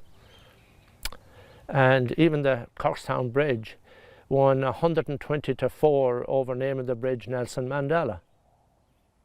So it'll tell you that, you know, how when they want to get together, how active and how much influence they have. The Rideau Canal or waterway is a spectacular feature of Ottawa. You can travel by boat right into the city centre and beyond. Yeah, so we're on the Rideau River and it's part of the Rideau Canal system. We're between Black Rapids Lock Station and Mooney's Bay Lock Station. There's about 3 more stations before heading north before you get downtown, and that will connect the Rideau River, which we're on right now, to the Ottawa River. And you could go down onto the Ottawa River and get all the way out to Montreal on the Ottawa. And we had Ryan driving the boat there a little earlier, and his heritage is from Antrim because his grandfather, my dad and my mum are both from Antrim, so that's our connection to Northern Ireland. Over the course of Ottawa's history, you will see that much of the city was built up by Irish hands. Not just the canal, but a lot of the older buildings. So there were a number of individuals who were the working class, and they were hired on to help construct what is this beautiful capital we have today. As things progressed into the 20th century, we did have an influx of immigrants in the 1950s, and they were actually the ones who established the Irish Society of the National Capital Region. They wanted to be able to create a community for those new arrivals and have an organization that people could seek out if they needed any help or support.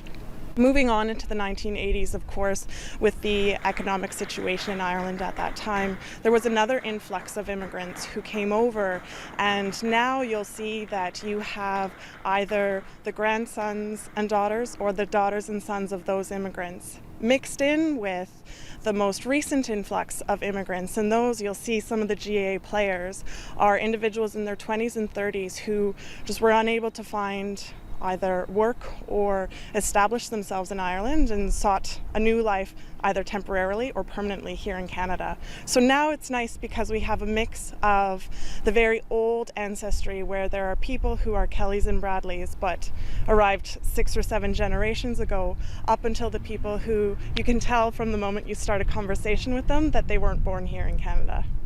The Irish have a powerful name. Going back to, you would have seen clips earlier on of the canal, but many of the streets around here, I'm looking down at O'Connor Street over there. Sparks Street is called after Nicholas Sparks from Cork. There's Murray Street. Streets all over the place have Irish names, and the Irish have been very much a part of Canadian culture. But the Irish have integrated to the point that we are very much beneath the surface at this stage. We're no longer a visible or what I would say an ethnic visible minority or in any way seen in that sense. We're seen part of the Canadian culture.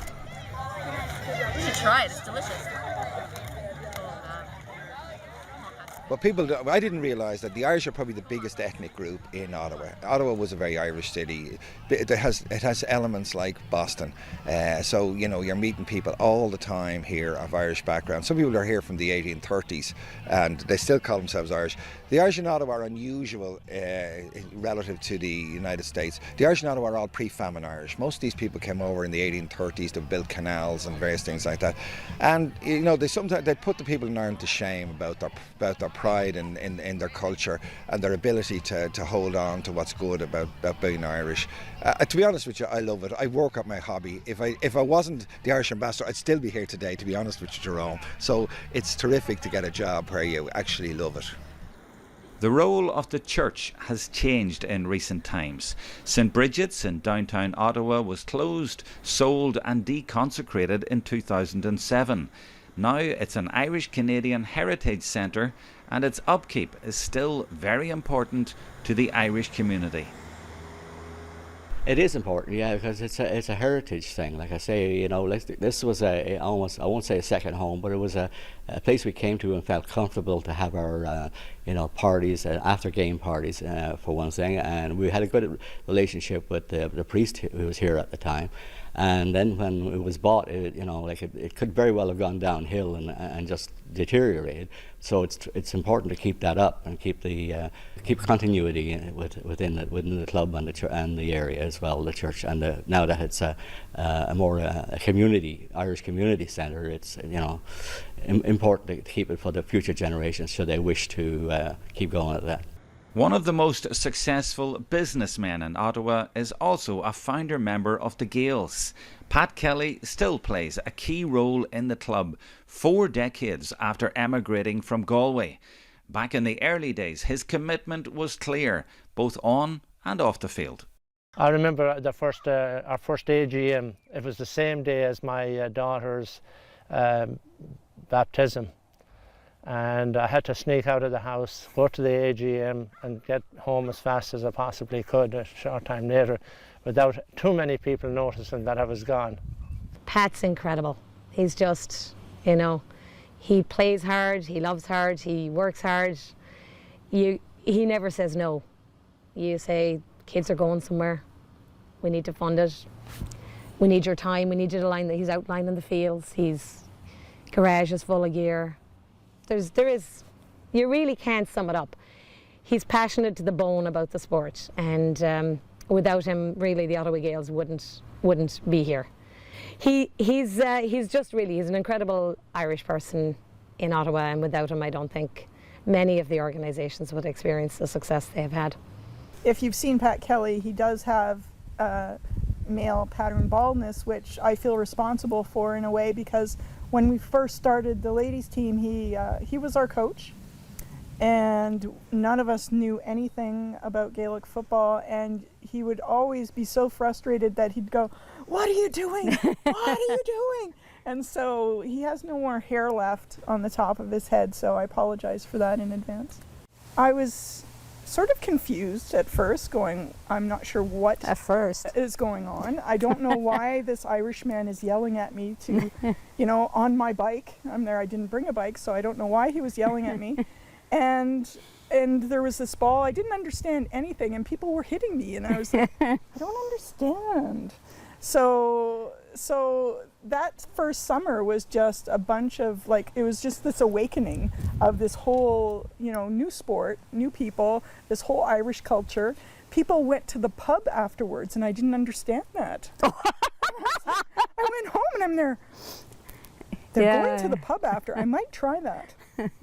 And she never stopped after that. Yeah, so that was my downfall at some point. But then it was so interesting, so fun. And then just meeting all these new people was just incredible. So it just became a lifestyle. And then throughout the years, you would find yourself on the pitch. It would be raining, snowing, thunder, lightning, and you would still go. And my parents would say, "Why are you going?" "I don't know, but I have to go." It's like a religion or something. So, for a Canadian born person to come into this whole new world, it was great. We couldn't get enough. We couldn't stop going. We couldn't get enough of it. The most memorable moment, and I may get a little bit emotional here, for me, in my history with the Ottawa Gales, is playing in a championship final in August with my bandana on, because I no longer had any hair, and playing in the forward line and doing a bit of damage, I might add, not to be boastful or anything, but they fed the balls nicely to me and I wasn't going to miss. And we won. And I will never forget that. I'll never, ever, ever forget that moment, because the final whistle blew and every single Gales and the team we played, we all gathered in a huddle. And I don't think there was a dry eye, because the team that lost didn't care losing. Well, they might have, but they conceded to the Ottawa Gales, and it was a great final. And it was again, I mean, without words, it was the most memorable moment for me to be able to be on the field, 4 rounds of chemo in, and to have my family around me, because Gales really are family to me. Brita did not have a lick of hair on her. She was in chemotherapy. She was going through chemotherapy treatment, and she was sick as a dog. And, you're always looking for players at the last minute, and we were just begging her to come to Toronto to play. And she wanted to, but she felt she shouldn't. But in the end, it was so therapeutic, because it was her not only kicking Gaelic footballs, but kicking cancer in the butt.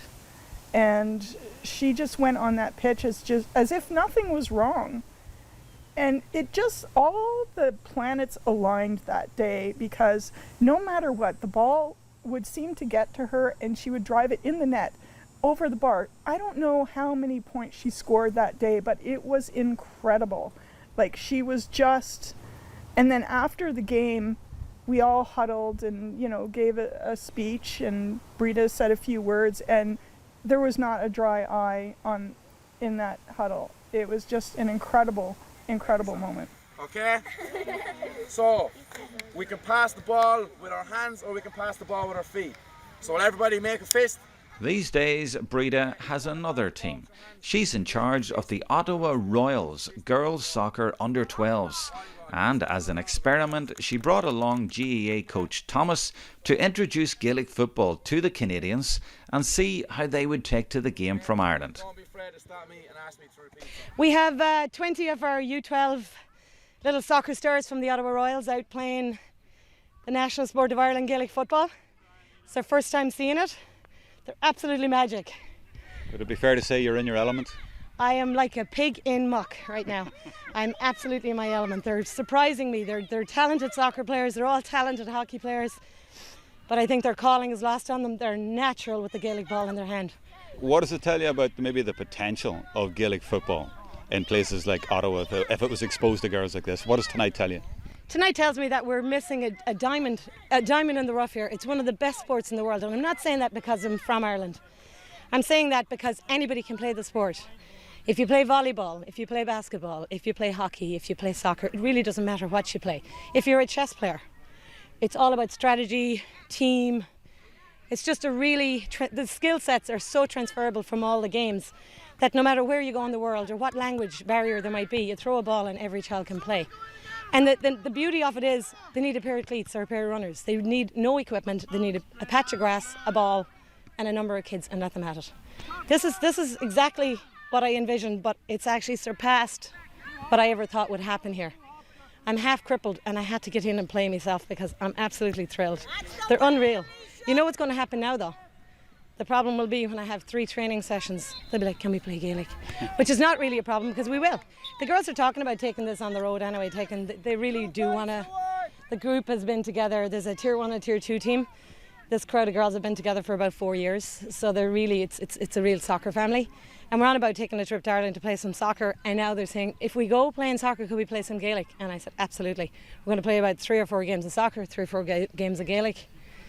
We'll have to do a bit of practice to take the Irish lassies on, but we'll be fine. So yeah, we're hoping in the next few years to go there. What's your game? The game that you're playing is like... Training night with the Ottawa seniors and a special guest who has helped pave the way for a major breakthrough for the Gaels by getting Gaelic football onto the curriculum in local schools. Well, we're very fortunate to have a colleague named Rob Chasson and a number of other colleagues within our board, and they brought the game to the Ottawa Catholic School Board 18 years ago, and we have now in grades 7 and 8, we have all of our schools playing in a 2-day tournament, 1 day for girls and 1 day for boys. And now that we have it there and we're building our foundation of having more coaches coming from the Gaels community, we now want to introduce it to our 65 elementary schools this upcoming year.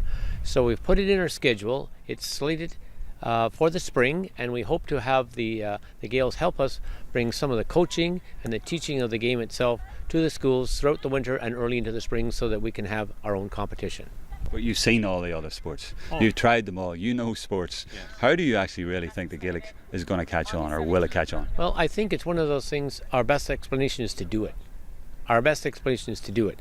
We can't sit down and listen to ping pong on radio. We prefer to get out there and play it. So I think with Gaelic football, all we need is those soccer fields that we have out there.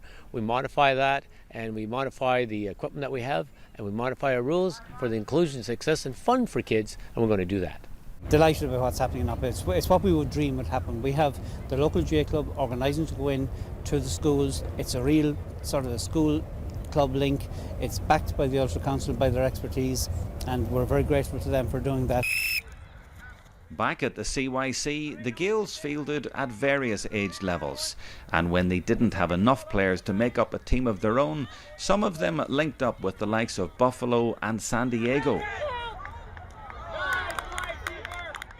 Well, I really like playing, but playing with a different club is fun because you make new friends, and you learn to play at different levels with other people, and playing with people from different country and a totally different place. It's fun because their impression of the world is different than yours is, so that's what I like most about it. It was good. I met some other friends from Ottawa, and not everybody was from Buffalo, and so shared the same interests, and yeah, it was fun.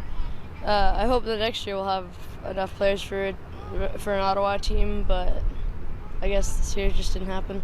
It would be nice next year indeed if you both were playing on the same team. Yeah, because we're both from Ottawa, and it'd be nice if we could play on an Ottawa team together with a whole bunch of other Ottawa players. Looking to the future, there are signs of progress and lots of potential and young talent, enough to encourage the mentors and to encourage the young players to want more of the unique CYC experience, which they enjoyed to the full. On a scale to 1 to 100, I would say 100. Hurlers from Ottawa also took part in the CYC. Wearing black and yellow and going under the name of Ottawa Air Og, they also had a great experience. But they also struggle for numbers at adult level, though love of the game goes a long way no matter where you are. Yeah, the Aero Club is it's a great club. It's small right now. We've got 9 aside. We usually play against Montreal, who are our closest and probably our rivals, but friends at the same time. To come training, you know, it's hard to get people out, but you know, we always come out and just keep it going. Really, it's one way to get out in the afternoons and enjoy the sun, as well as, you know, keeping the touch in. And yeah, we just have to keep building, keep going. Say, like Toronto has a massive hurling community up there as well, and they were in the same boat as us 3 years ago, and they've massive club up there now. So we just have to keep building here, and hopefully we can get somewhere with it. Numbers may be small in this outpost for the GAA, but that is precisely why the 40th birthday of the Ottawa Gaels really is something to celebrate. We have a burgeoning senior team. We have, 33 new youth going to CYC this year. We have, the highest number of family volunteers we've ever seen. Thriving is the word I would use to describe our club right now. And we're going into our 40th anniversary. So, the celebrations are going to be kicked up a notch. And this next year is going to be about celebrating what we've had, what we're going to have. But in this moment right now, we're thriving. And we love every second of it. We're a GAA club in the capital of Canada, and we couldn't be prouder to represent this game, to represent Gaelic games in Canada. It doesn't matter if you're Canadian or Irish or whoever, we'll take it because we're a family and we're a thriving family. We're only going to get bigger.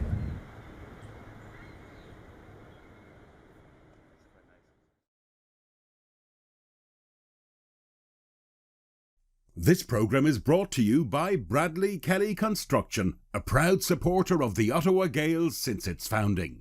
Bradley Kelly provides underground utility services in Ottawa, including round-the-clock assistance to commercial and residential customers. More information can be found at bradleykelly.ca. Eastway Tank, a proud supporter of the Ottawa Gales. Eastway Tank is an Ottawa-based manufacturer of tank trucks, is a fully accredited service facility, and has a large inventory of used trucks, available for sale or for rent. More information can be found at eastwaytank.com. The Ottawa Gales wish to thank Larry Bradley, founding club member and owner of Heart and Crown Pubs, for his long-standing sponsorship. The Ottawa Gales are proud to gather at the Heart and Crown Irish Pub, where good friends meet for genuine Irish hospitality. More information on the Heart and Crown group of pubs can be found at heartandcrown.ca. Slánta.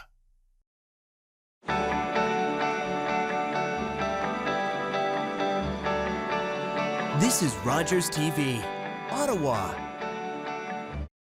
Call the Rogers TV viewer response line, email us, or connect with us on social media.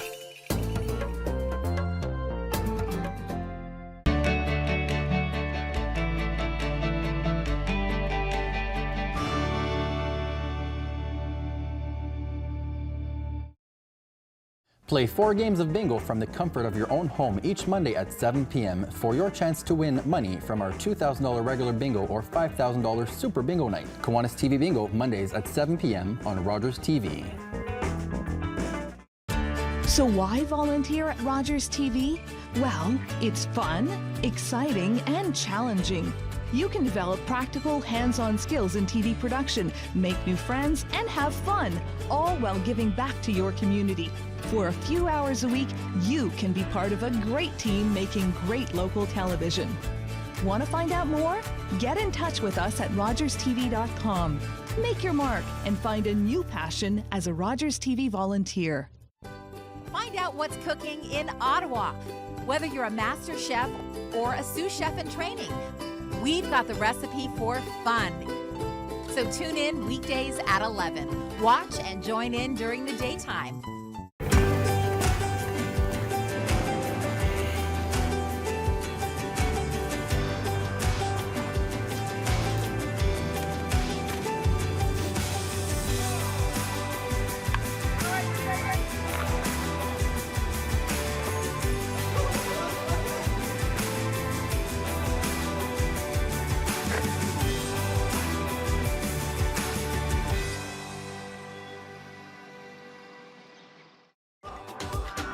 At Rogers TV, community programming means the world to us.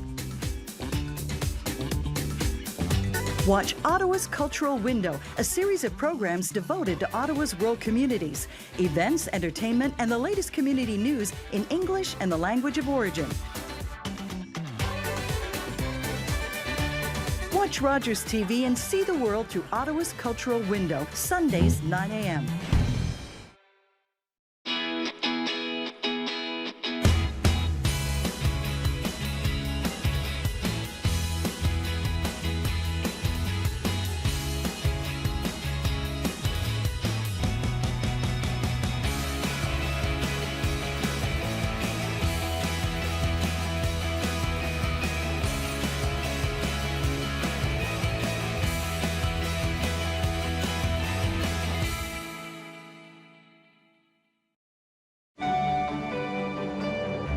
ready to eat on Ottawa Eats.